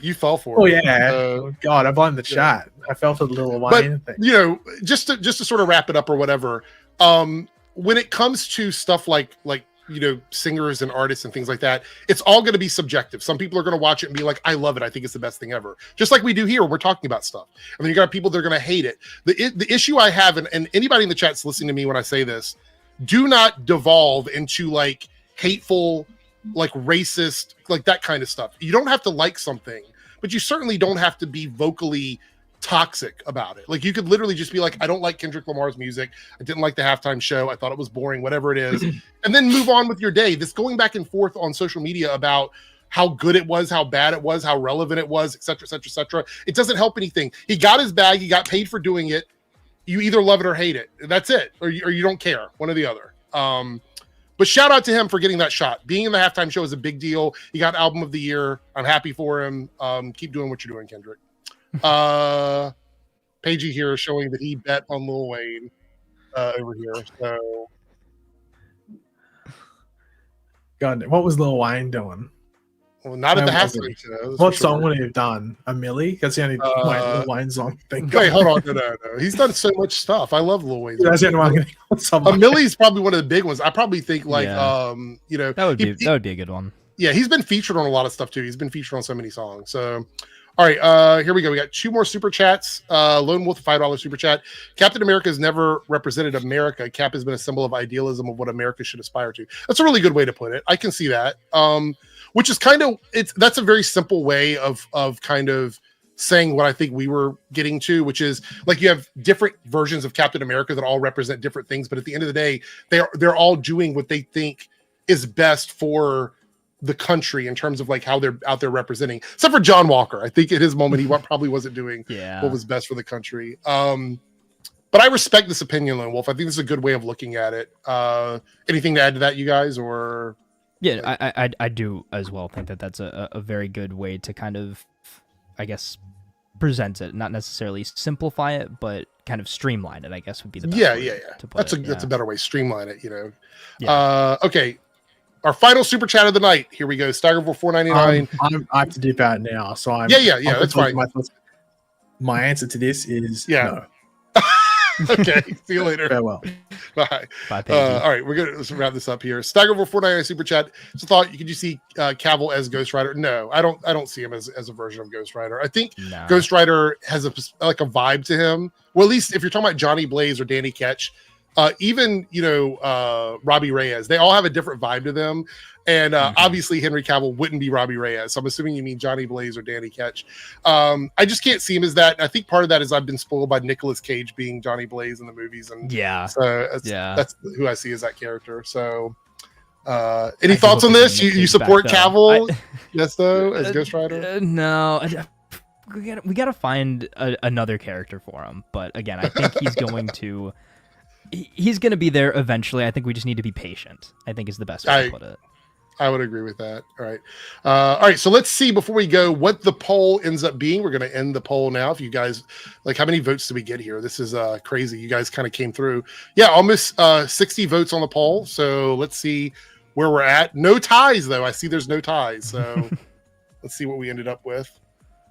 All right. So what you guys voted on, I'm going to have to write this into my little box here. Also, I've got some updates about Thursday's stream in terms of the goals that we've had. All right, so what you guys have picked here for our 2, because that's what we're going to do the top 2, is a bonus weekend stream. So I'm going to write that in here. Bonus weekend stream that will happen in March. And the second highest is an MCU villain ranking. That sounds like a great stream topic. So we're going to put that in there. So you guys picked it. Thank you so much for donating to the goal and choosing those. And thank you guys for all of your super chats tonight. It's been amazing. You guys really came through. Thank you so much. All right, before we go, this Thursday, we're going to be doing some of the bonus things that are still left over from the last 2 weeks. So we're going to do an Arrowverse villain ranking on Thursday. And we're going to talk comic books. We're going to have some of our favorite comic book storylines on Thursday's stream. So if you guys want to stop in, you absolutely can. I think that'll be a lot of fun. And Taz, you're always welcome to join if you have some extra time. Thank you. I appreciate it. I appreciate and thank you for being here. It's been a lot of fun getting Yeah. a chance to talk to you again, because we haven't had a chance to really stream together in forever. Yeah, thank you So- again. I appreciate being here. It's been really fun. I'm glad I had the time, and I'm glad that Darren told me to reach out. So Yeah, I do appreciate it. So with that being said, make sure you guys go check out Taz's channel here on YouTube. I don't know if are you currently making content or no? Over on your channel? Yeah, I actually just put up a little late, but my Skeleton Crew review is finally out for the whole season. Okay. So Awesome. I'll go check that out too. But head over to Taz's channel, Toxic Taz, right? Is that the name of the channel? Or... Yes. Okay, Yep. Toxic Taz. Head over to his channel. /Toxic Taz. There we go. It's super simple. So head over and check out his video content over there. Maybe you'll see him here again. We'll see. Let me know in the comments if you guys enjoyed it. I know they are. They're going to come in the comments and be like, you got to have Taz back. I'm pretty sure that's the way it's going to be. So, but thank you guys so much. Have a great night, everyone. Have a great week, and I will see everyone on Thursday. Take care.